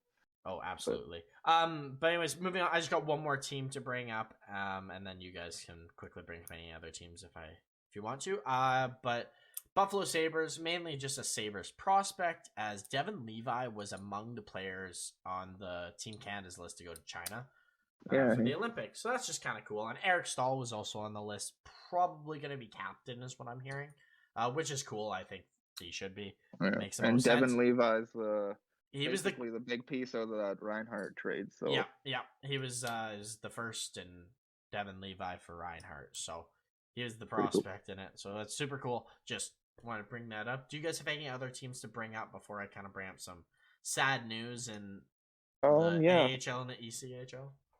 I'm gonna just bring up the Kraken just because I haven't talked about them for quite a while here. But honestly, looking at the Kraken's record, it's surprising that they're that bad. Like their goals for and goals against are roughly the same as like Sharks, Blue Jackets, Devils, Wings, and Sabres. And these are all like Sabres. Yeah, not great, but like all these other teams, like Blue Jackets, Devils, Wings, like they're playing good hockey. They're winning games the odd time, like they show up and stuff like that, give you a good push. They're competitive. Yeah, hey, so it's just all these teams have like a 400 winning percentage at the least. Like that's the Sabres, and Wings are at a 500 percentage. I believe the Blue Jackets and Devils are about mid spot. But the question I have is why can't the Kraken at least get to a 400 winning percentage? Like you're at like a 366 or something, and that's after beating Florida. like some good goaltending maybe could flip this team around. Like that's I don't Problem know is what else they've to say because they've got none this year. At like least Grubauer played good last night. Those teams. You're at least good as those mediocre, shitty teams. Like, come on. Which is I don't know. What do you guys think? I think the Seattle Kraken should just keep trucking along and hope they keep getting not noticed that they suck. If I'm being honest, I hope this team is bad, and for their sake. And I'm not saying that because I don't want Seattle to be successful. I want this team to be successful. I love this team. Like everything looking about this team as a franchise, I love. Like except for their head coach, I'm not a big fan of. I'm not a big fan, but I don't love Hackstall. I was open to it, but like after the start, nah, not really. Don't like him. Yeah, he's not. Yeah. Now, how the team is constructed, problem, yes. But I think this is a good reason to say I did this on purpose so we can rebuild. I think that's what France is going to do is turn this, be like, I wanted to take a chance on a couple guys like Vegas did. It didn't work, but we did it bad enough where we can rebuild quicker. So I think that's a saving grace. I think they should sell this year and next year, be bad for 2-3 years, and then look when Beniers starts to actually grow into a hockey player and you're pick this year, next year, and stuff. I think you just rebuild. I think you should start trading guys soon. Actually, yesterday, not waiting until the deadline. Honestly. Yeah, I think they should have traded a couple guys yesterday. Calle Yarncroc, if you can get anything for him, that would be brilliant because he's gonna walk. Any of these guys who aren't an RFA but are up this year, so all their UFAs should probably be gone. So Giordano, unfortunately, should probably go. Marcus Johansson should get something for him. Calle Yarncroc, another guy. Like even Riley Shen. Gio would probably be the only guy I'd probably keep until the deadline because you're probably retaining half of that. So you keep that to the deadline. I'm just saying in general trade. But start throwing Yoey or Yarncroc and these guys because or Donskoy, like somebody. Yeah, I heard. Let him play some hockey because. Perfect, you brought up the Kraken because I actually have a trade from him that I heard out there that I actually don't hate. And it just fits all the boxes. So for Edmonton to get Chris Driedger, they need a goalie. I heard that. He's done good in Florida. Like he did really good there. He's struggling here, but every goalie in Seattle kind of sucks. So like I'm willing to give him a pass for the year.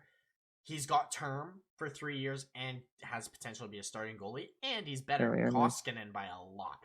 So I think that's a player that they should really dive. Oh yeah, I had a trade made because we did that Marner thing, so I was making a Seattle team to try to figure out how that would all work, and I traded Driedger at like the deadline. What the hell? What do you guys think of Driedger to Edmonton? And I even threw Yarncroc 50% retained for Raphael Lavoie and Oliver Rodrigo, and then obviously Koskinen going back for cap reasons. I say yes. The fact that I don't have to give up a pick as the Oilers and Lavoie is like that sucks to get rid of. I really like him, but like you need a goalie. You get a goalie with term. It's hard to get people here. Yes. Yeah. Now that I see this, I remember I had a second-round pick in there for Seattle before because.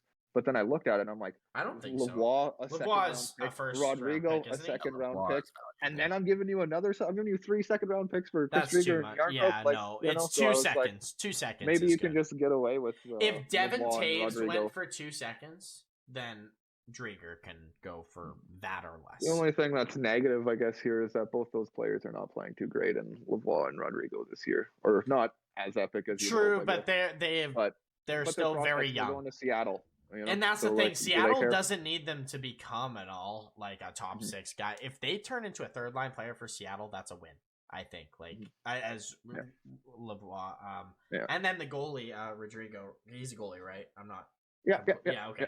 I was like, I'm 99% sure he's like their second best goalie prospect behind like Skinner. Yeah. Okay, and he looks pretty good. Based on what I've seen and what I've heard, like he could be a good 1B. So I like Driedger going. I love that trade. It's like the one guy that actually like is in the age age range they're kind of looking at, and got like the contract. Actual contract. It's not breaking the bank. They can easily afford it. So yeah, I love it. It's an extra year after Smith is gone too. So yeah, exactly. So, no, I think it's fantastic. No, I'm just gonna quickly jump into some of this unfortunate news that came out. Then we'll jump to injury corner because we're starting to get crunched on time. So let's. I'm gonna start in the AHL. As it turns out, we found out this happened a while. This happened early in January. But AHL San Jose Barracuda forward Christoph Hellebuyck has been suspended for 30 games for racist gesture to Tucson Roadrunner forward Boko Imama, who is African American, and I looked everywhere to find out what he did, so I only found out about this morning. I didn't notice it before, so I looked for what he did. I didn't know what he did, but it's just awful, the fact that I'm glad the AHL awful to hear a racist gesture like that, because it's happened a lot seemingly lately that these are kind of coming up, but glad that the AHL suspended him for 30 games. He came out with a formal apology to him and didn't. He's 22. He's like, I realized my actions were wrong and all that, but he's able to appeal it soon. But the contract he's already missed 3 games, but we'll keep you more posted on that. It's just unfortunate for that, and it continued down even to the lower league in the ECHL as well, as Jacksonville Iceman Jacob Panetta is suspended indefinitely and to have a hearing for his racist gestures. He made monkey noises to South Carolina Stingray Jordan Subban, who is PK Subban's younger brother. It's just all I want to say is I want to put note of these because this is not okay in our game. Obviously, it's not okay. I don't think there's many people out there that would disagree, or if any. And that we stand by these 2 guys who were wrongfully criticized for and racial profile, which is awful. So I just wanted to put it out there, and sincere apologies to those guys, and hope that Jacob and Christoph get better and learn, because it's just not okay. So, do you guys have anything to add to it? No, well said. I think just no place in the game for it. So yeah, absolutely, and yeah, that's frankly all I gotta say. They gotta do their time. They gotta prove that they aren't bad people before we can really exactly. Yeah, like it's a systemic thing. It's how we grow up and stuff like that, and then emotions hit you. And absolutely, you that's why I say you can prove yourself that you wouldn't right or shouldn't normally say, and it's just it's slowly in time. I believe people are teaching their kids much better and smarter about this sort of stuff. Yeah, or just not teaching them at all about things like this that creates people to be racist, or however the heck this happens. A lot more kids are more politically correct as we're getting up there.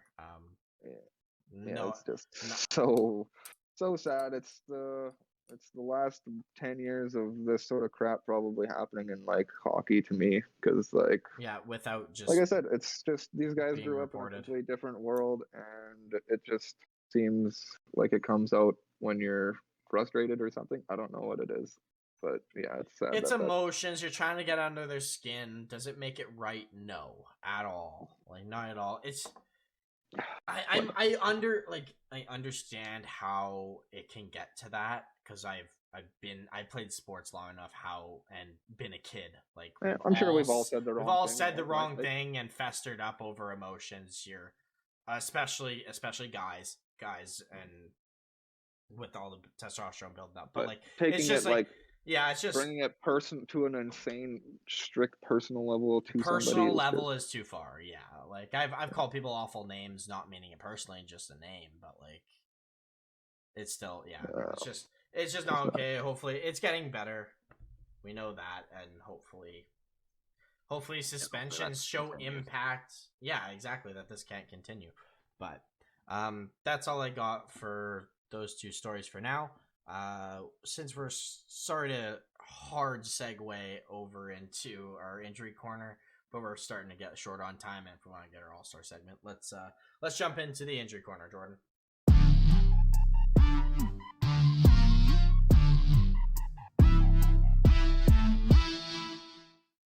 So if you're a Buffalo fan, you might want to close your ears during this. Not too good news in Buffalo as a couple nights. To start with, Malcolm Subban, he's going to be out for the rest of the season after having lower body surgery. That's really not going to help him. Yeah, luckily, what's his name has been playing outstanding. Hauser. Oh, Dookie Hauser. Man, he has been lights out. Yeah. Love him. He's been playing so good. So that's the saving grace. It sucks for Malcolm Subban, man. Subban's having a rough week. Like, really rough week. Right. Yeah, no, hopefully he can get back and be an NHL goalie again. Yeah. What was it again? Sorry, what was the injury? It's a lower body. He had lower body surgery. I'm not sure what. Okay. I think it's probably due to his wrist, I would imagine. Gotcha. Because that was his most recent injury. A couple more goalies. Tyler Parsons, he'll be out till the end of February with an undisclosed injury. I couldn't find any information on it. That sucks because he's a good prospect. Yeah, exactly, right. Prospects, when they lose time, it's just a delay. Yeah, especially goalies. Yeah, goalies is where you hard enough to get a start. Don't like that trend to continue. Everybody's favorite Mike Smith. He's going to be injured 2 more weeks due to a thumb injury. Nice. My God. Good time. A man who can't stay out of the doctor's fucking office. Yeah. That doctor must be hot. Hey. Yeah, no kidding. Mike Smith is, so we know if she is, then they're getting it going. Smith's a pretty sexy guy. Thinking about post-retirement plans. Yeah, I bet. I'll invest in your bake sale. Anyways, it got really weird really quick, so I'm gonna go back. What is the injury? Yeah, 2 weeks due to a thumb injury. Yeah, all right, Mike Smith. Hope you're back in 2 weeks. I don't know what some of this means, but Kevin Hayes will miss 3 to 4 weeks after having fluid drained from his adductor region. I don't know what an adductor region is, but he had fluid drained. So there we go. Adductor region. Wow. Yes, indeed. Hey, that is nice. I don't know anything about what that is. More Buffalo news. Colin Miller will be out 6 weeks. It's your hip. It's your hip. Your adductor region, Jesus Christ, is your hip. So, there you go. Sounds like a vacuuming term or something like that. Sounds like... Oh, you gotta get an abductor. Sounds like a prime place where people get abducted. But yeah, okay. Yeah, exactly. It's like we're should be in the new Taken movie or something. Sorry, continue. What was... No, that's okay. Colin Miller, he'll be out 6 weeks after having surgery. I'm not sure on what. Well, hopefully he's back for the trade deadline. He's supposed to get packed up and ready to go to Toronto. Oh, that sounds like a perfect time. March 21st trade deadline. So that is about 6 weeks or so. Doesn't look likely coming back from an injury. It didn't work. I guess we're still in January, so about 8 weeks maybe. Yeah. Actually, 2 full months because March 21st. It's like the 24th, so almost 2 full months. So he'll get to show off for 2 games to all of his for all people of that are his going to trade 2 him. games in 2 weeks that they play. Yeah, because that sucks. Buffalo hopefully can get something for him still at the deadline. Yeah. More Buffalo news. Hinostroza's out 3 weeks with a lower body injury. That sucks. They got a lot going bad for them, Buffalo. That's what I said. It's if you're a Buffalo fan, this isn't a good one for you. There's more coming too. Yep, there is. There's another one. Jack Quinn is also going to be out 4 weeks with a lower body injury. What? 4 to 6 weeks. That's what I heard. That's insane. But he Geno sniped. I know. Yeah, so that's why Krebsy's here. Mr. Krebs. Buffalo fans, that's it for you. Love it. So, Sonny Milano, hopefully he's back. He'll be out 3 weeks with an upper body injury. Oh no, the guy everyone forgets with the dish again. No, I'm just kidding. That really sucks. Him and Zegras have been dope together. So, how long was it? Sorry, did you say? 3 weeks. 3 weeks? That's about a month. So that's a little shitty, but similarly, Nick Ehlers, he'll be out 3 weeks after an MCL sprain. Yeah, that was rough, man. That guy cannot help but get injured once or twice a year. It sucks, man. He's just so fast. He gets himself into. This is the knee from Orlov, right? Yeah, it's from the Orlov. Yeah, that's rough.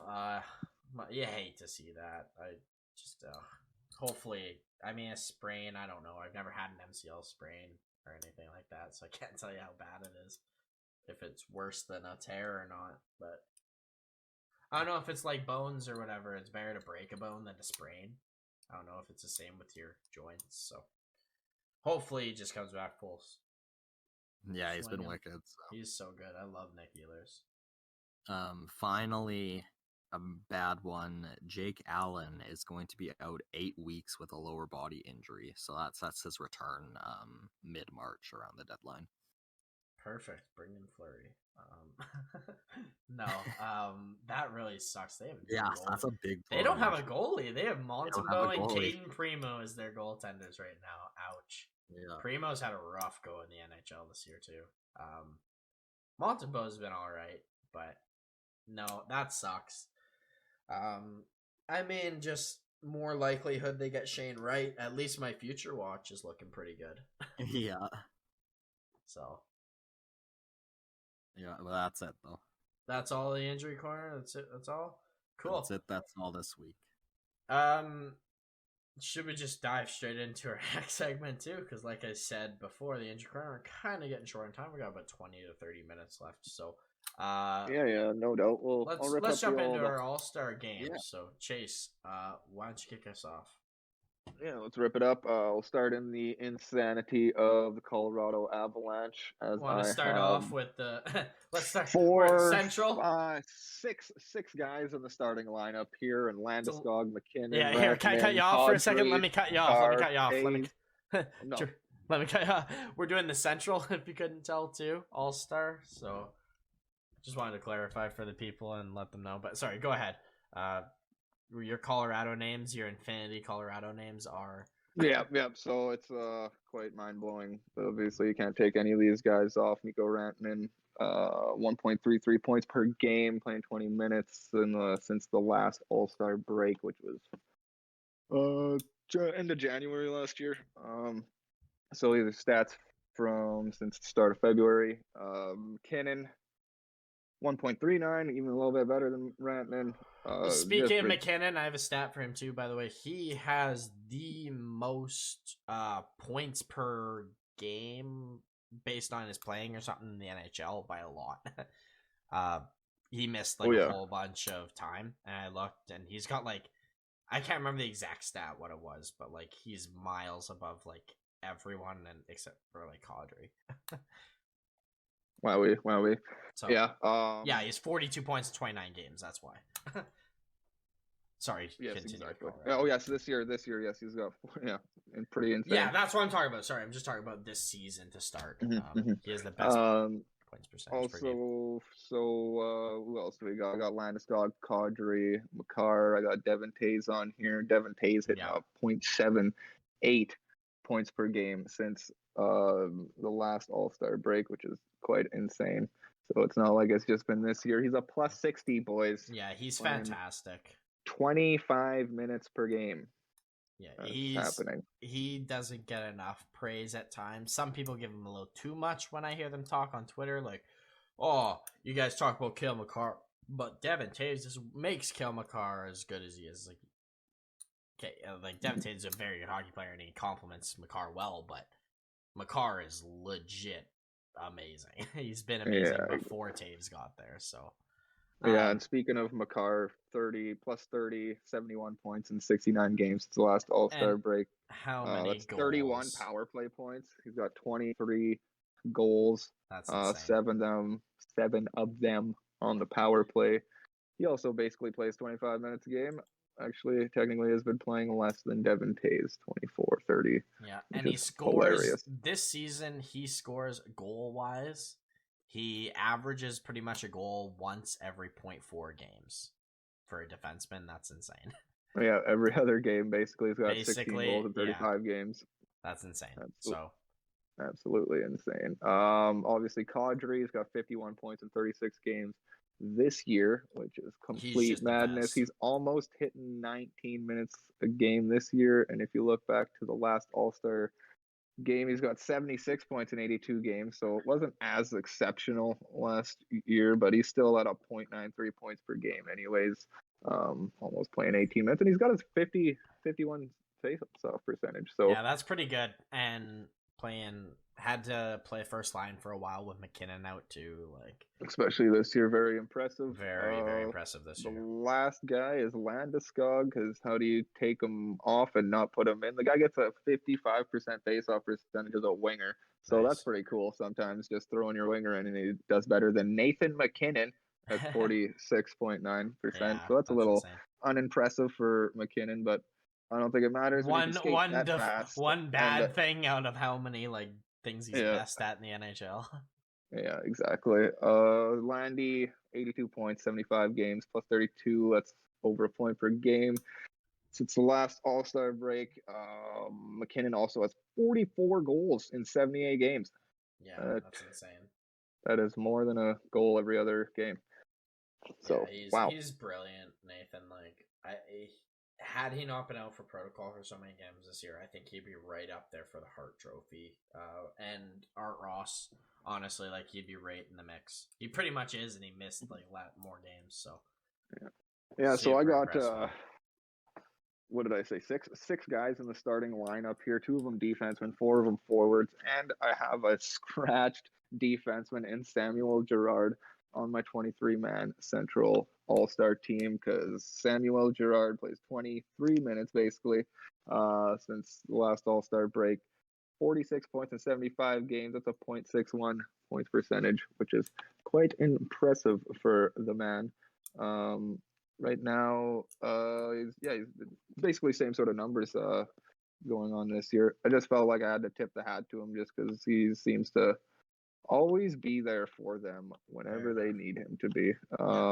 Could have definitely got a couple other guys I probably could have thrown in, but we can get to them later. Let's go to the Chicago Blackhawks. I got the obvious guys and Meow Cat and Kane. Yeah. Because how do you take these guys out? They got ugly plus minus, but they're amazing. Yeah, you take them. I agree. At very least, take the Brinket. Very least. Yeah, exactly. So Kane still from the last All-Star break, 1.1 points per game. DeBrincat 0.95. So right there, both these guys. DeBrincat's almost at 21 minutes. Kane playing 22 minutes a game. 33 power play points. DeBrincat has 17 power play goals in 87 games. 54 goals in that time frame. Man. That is a little bit over Mikko Rantanen's goal average, probably. Yeah, he's so good. I love him. Yeah, and after that, it kind of drops off a cliff. I did not put Seth Jones in here at all. Just he's got another. I think he can just play and be and look a little bit better, and I'll put him on the list. I think there's a lot of stuff I would take over him, but 26 minutes a game with the Blackhawks is obviously at least something to give a nod to. You know, yeah, he does eat up minutes. Like I said, if he has a partner and there's a better system around him, he's a good defenseman. $9.5 million, no, but yeah, like just think about if this team was winning, all these stats would be really flipped and would look a lot more positive. Jones would probably not have 0 power play goals, but he is getting a 0.7 points per game. So if this team's winning, what is that going to be? You know, so yeah, that's fair. I'll wait for Jones to do that when they're winning, and that's just how it's going to be. So let's kick it to, where do I want to go next here? Go to Minnesota. Minnesota, probably lots of names. So I feel kind of bad because I only put Kirill Kaprizov in the actual lineup. He's my only guy that I dubbed the All-Star as he has 90 points in 81 games, plus 24, with a 1.11 points per game. I snubbed the old Ryan Hartman because of just because he wasn't exactly this guy all of last year and to the last. He's got 51 points in 78 games at the last All-Star break, plus 34, which is awesome. But his plus is a 30, I think it's like plus 30 this year. So we got basically all of his plus minus. Yeah, 31. Plus minus is 31 this year, and his total from last All-Star break was 34. So I'm just not going to give him a nod. If he can keep this up and do this next year, I'm definitely finding a way to squeeze him in on this All-Star team. But somebody I felt bad about snubbing in a sense, but put in, he's my extra forward, is Matt Zuccarello. Had to put him in because this guy's actually super duper impressive. Super he is. And I think he's worthy an All-Star because I think he's helped Kaprizov. They just work so well together that without Zuki, Cappy's not doing what he's doing, and without Kaprizov, Zuccarello's not doing what he's doing. So fair enough. I just feel like those guys are the bigger key point to this, and also Ryan Hartman's was obviously just becoming a centerman last year or two. He's hitting a 44 face-off percentage. So like I said, maybe he can grow a little bit and get a little bit better. But one thing I want to say about Hartman is 7 game-winning goals. Yeah, that's why you're the biggest Ryan Hartman fan of all time. So I can't believe you didn't take him. I feel you. I felt bad, but in all reality, this is an all-star team in the Central Division, which is just a madness division. I do want to be in. Yeah, I do want to give a nod to Fiala for what he's been producing for the last year. So good on him. But let's go to Nashville. I got the obvious Philip Forsberg and the Roman Yossi's. Ain't taking anyone else past that. No Matt Duchene. No, wait, no one else at all. UC Saros. Oh wait, sorry. Yeah, okay. My bad. Forgot about the goalie. Okay, good. Because I was about to panic. Because at first I'm like, wait, not even Matt Duchene, and then I hear no Saros. I'm like, what? No, that's my bad. Completely forgot about the old Saros. There, didn't look at the goaltending. No, I snuffed Duchene and Johansson obviously because you can't just do something for 30, 40 games and pretend that you're an all-star. Keep doing this, just like Ryan Hartman. Maybe I can squeeze you in there, but you have to actually do this for longer than just a 30 stretch game or something like that.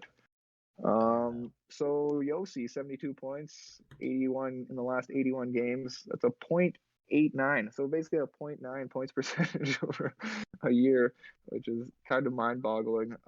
24 minutes per game. Flip dog. Right. I couldn't not put him in. He had a lot of missing games. I felt like I should have snubbed him. Only 61 games since the last All-Star break, but 58 points, 0.95 points percentage. So he's just such a big part of that team, and he plays 18 minutes for those guys, and I think that's pretty big for that team. But I don't know. He's a guy I could have probably squeezed out because of some of the other guys that have had just outrageous paces here. Yeah, probably. That's a name that's definitely could throw up as a change out maybe, but I understand it for sure. Roman Yossi's no brainer. And then Saros, obviously. No brainers. Two of them are no brainers. He's such a no brainer. I didn't even think about him. Yeah, exactly. Hey? He is my starting goalie. Yeah, so probably should have thought that. Yeah, exactly. That's why. So, yeah. Anyways, next team. What do you got for us? What do we got? Go to the Blues. Got Ryan O'Reilly and a squeezed old Corey Krugen over Justin Falk, and I feel kind of unsure about. I wanted to throw both of them in. Probably could have found a way to do so. Probably.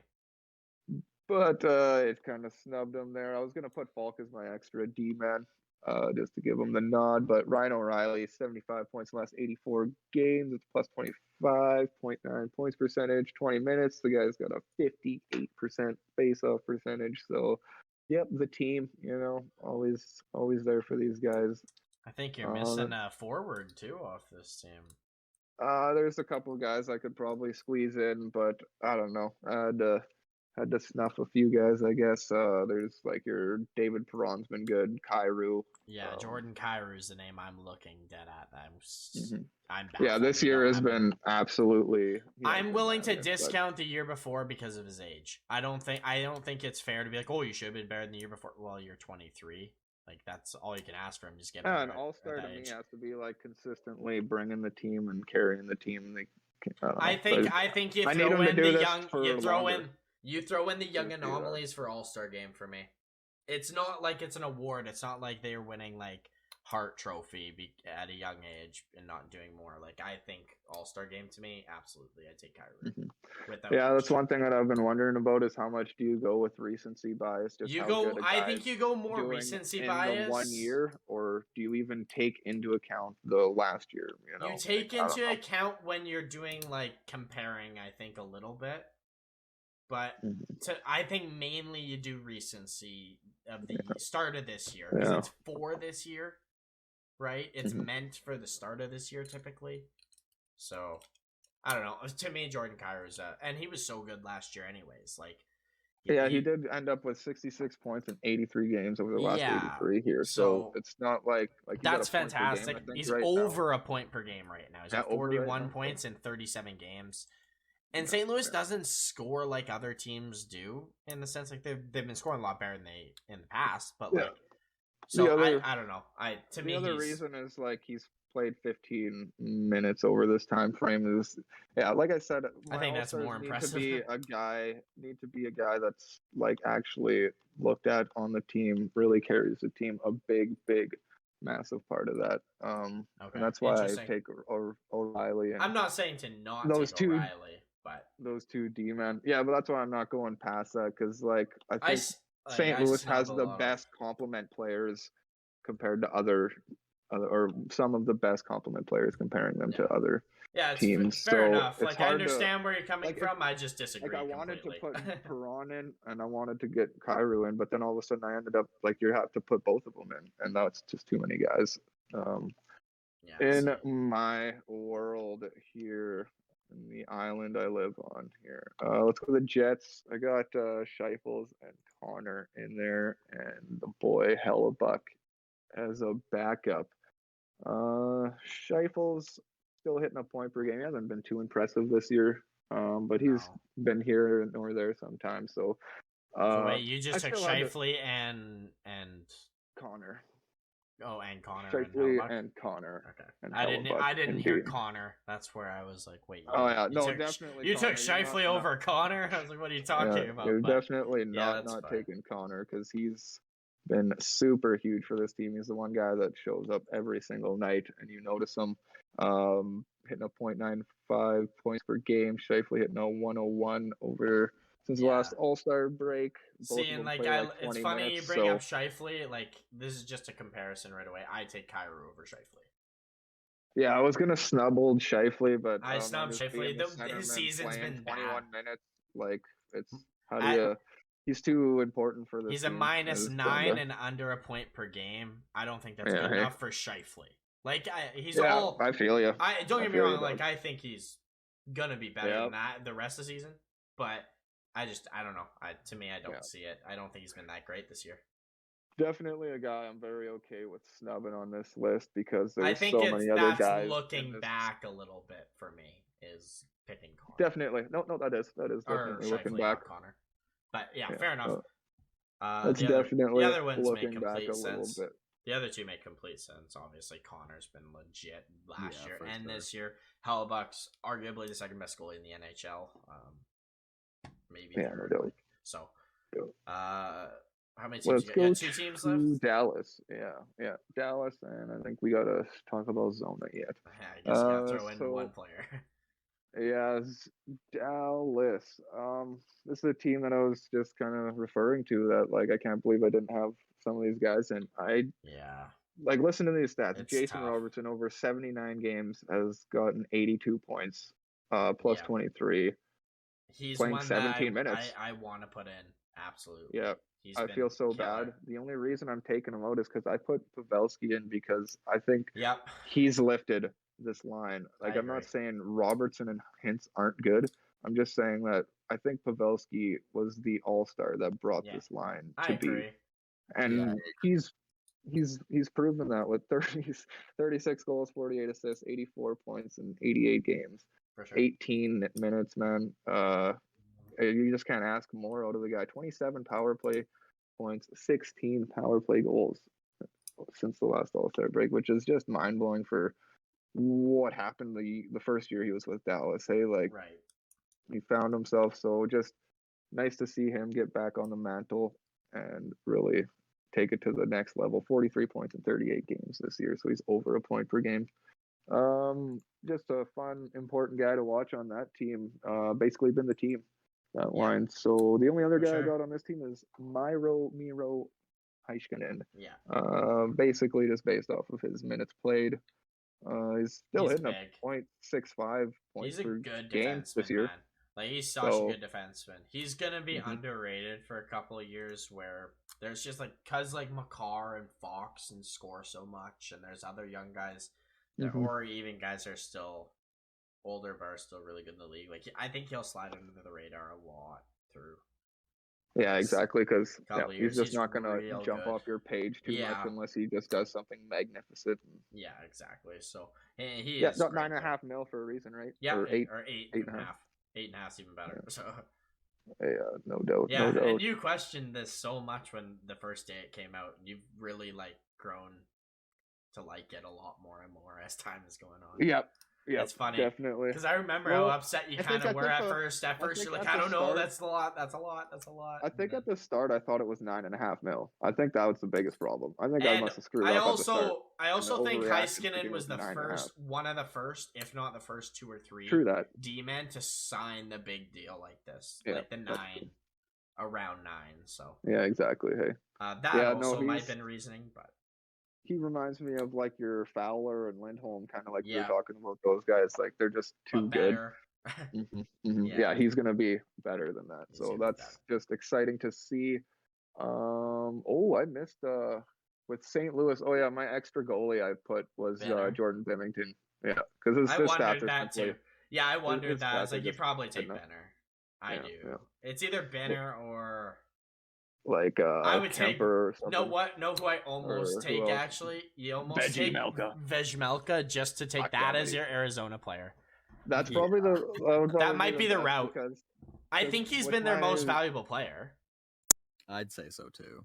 Well, how many games has he played? He's played 24 games. He has a .905 for Arizona. That's incredible. That's awesome. As a rookie goalie. Awesome. He's played 24 games, a goals against average of 3.28. Like, yeah, I don't know. I probably put Vejmelka in just if you have to put in Coyote.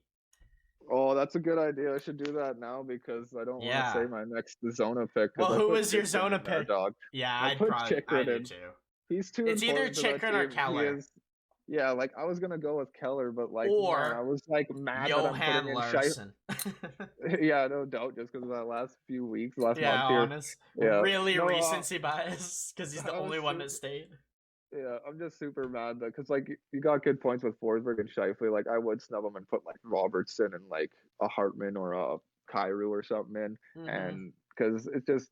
They've been just outstanding, but see, and I changed or throw a Keller in instead of Chychrun because Keller's had 62 points in 88 games over the last year. So he's a good player, just on a bad team, unfortunately, Keller. But yeah, no, I personally I just go Vejmelka with AZ because like he is truly shown he has won them games single handedly. Multiple kept him in games. So yeah, and he's a rookie. Came out of nowhere. Like he's a created player. Like we had no idea who this guy was. We thought this was a random guy that picked up off the street and said, "Here, put on goalie equipment." And like he's a legit good goalie. He played well in the Czech, obviously, to get here. But yeah, no, that's my route. Exactly.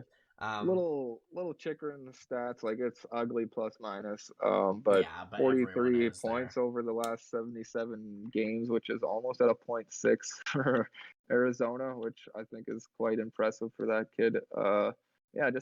Just a rough year this year. Which we expected. He was -31 this year, so like when I look at the whole 77 games. He was only -6 last year from the All-Star after the All-Star break. So that's not that bad. They trade everyone away. They're in dead last or second last or whatever in the NHL. Like they're doing better than we thought they were. Yeah. Playing 24 minutes this year, and he's like helping those. I think he's doing pretty good with some of these young guys they got and stuff like that. So yeah, oh, nice to see him at least do something. Nothing great, but yeah, it's better than nothing. Keller's probably more the All-Star, but I think you lean on Chychrun a little bit more than we think. Fair enough. Yeah, nope, good. That is the team, though. Cool. Should we get into our starting lineups then together? Yeah, like you guys aren't not having Saros as the starting goalie. Yeah, Saros is the starting goalie for me, without question. I think our defense is pretty much the same. At least one side is for sure. Cale Makar, right? Yeah. I got Roman Josi as the other one.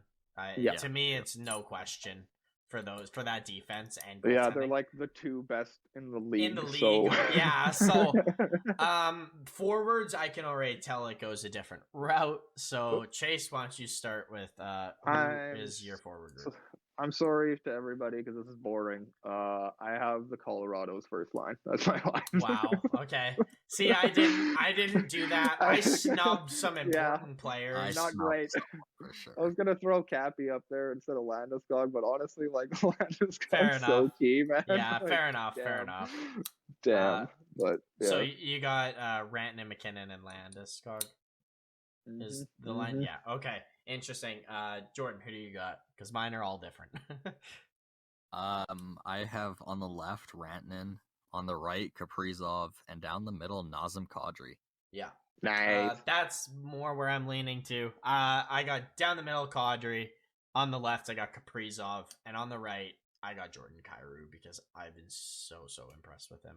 I just I look at it and I'm like, that should probably be Nathan McKinnon instead of Kyrou, but I wish I could have like made a huge bet on Jordan Kyrou this year because I would have a lot of money. I would have put so much money down on him being good this year. Yeah, I know, right? Like he's I've doing liked better him than for that. so many. Like, holy shit! I've liked him since I saw him in the World Juniors, and he was the fastest player on the ice. Man. And I was like, oh my god. This guy's gonna skate around everyone, and this is like 2017. I remember like 2 or 3 years ago, like or 4 even years ago, just being like, man, the St. Louis team is so good. We were always picking them in like the playoffs or whatever when we did our playoff things, right? Playoff drafts or whatever. But man, like it was just like this team's ridiculously good now, and they got like Kyrou and Thomas as like their prospects. Like these are super good prospects, and it's just like now we're like actually seeing this, and they're like legit. it didn't take like 4 years. Take long. Like, it took them like 2 years to like really like that was a decent amount of playing time for like 2 years, and here they are now. Hey, yeah, man, super awesome. I love it. No, this Blues team is dope. I love Kyrou. The reason, like, the more and more I look at it, is McKinnon on that right wing. Kadri's my center because what he's done this year, like people don't. They talk about like, oh yeah, Kadri's been good, but And it's like, no, it's not just He's a top 5 in the NHL scoring. Like he needs to be an all-star as a top 5 player. Like he honestly is so close to being be captain based on how good he's been. Old McD needs to take some notes off of Kadri. Yeah. Like, have you ever watched Kadri? He doesn't even skate. He's just standing around out there, just like waiting for passes to open up and waiting to dump it off. Like he's wingers, I guess. He looks like Crosby kind of in a sense. Yeah, he reminds me of Crosby every once in a while, just kind of chilling and he's a smart player, Kadri. Kadri's a very smart player that lets his emotions get the best of him at times. Like that's the issue with Kadri. And honestly, if that's the issue, then why weren't we complaining more about Corey Perry throughout his career? Like Corey Perry was just as bad, if not worse, than Kadri is, right? Yeah, and we never talked like, but Corey Perry might not be able to get you through the playoffs because of that anger.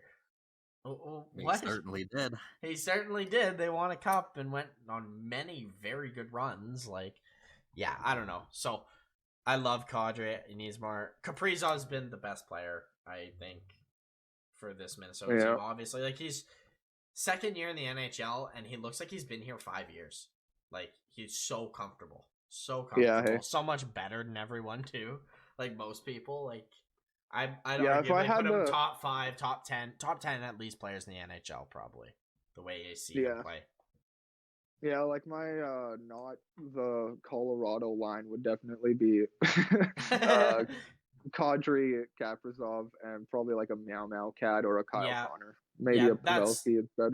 Yeah, that's true. I should have thrown in Pavelski, honestly. I wanted to throw in a lot of guys in this. There's a lot of central guys who are really good. Yeah, this is one of those divisions where it's just like, wow.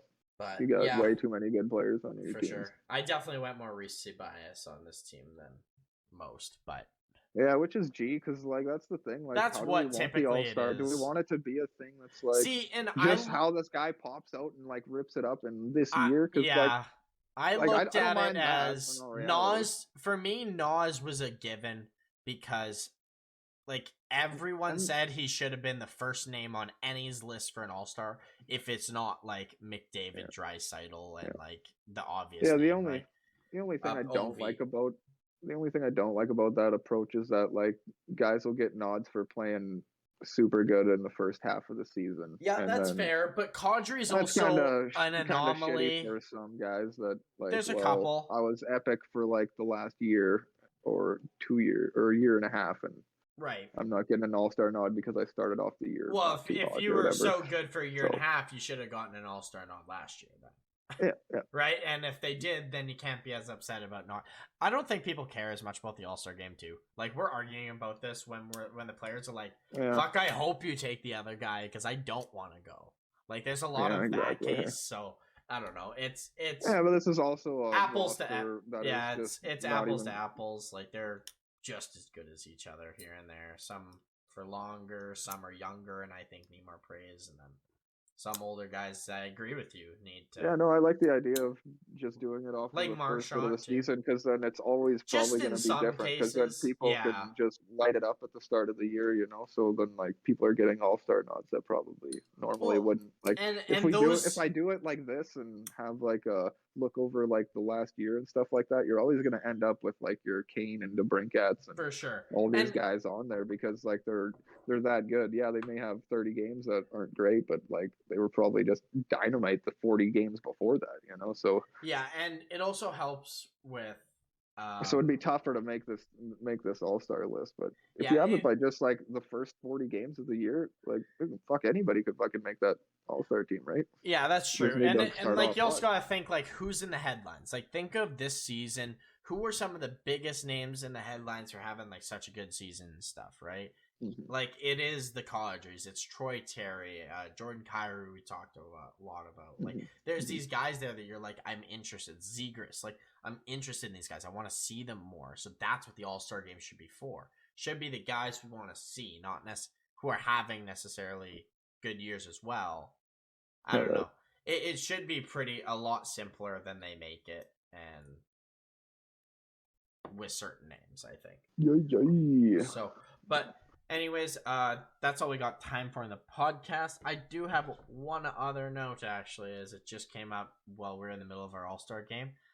Canucks hire Emily Castonguay as assistant general manager.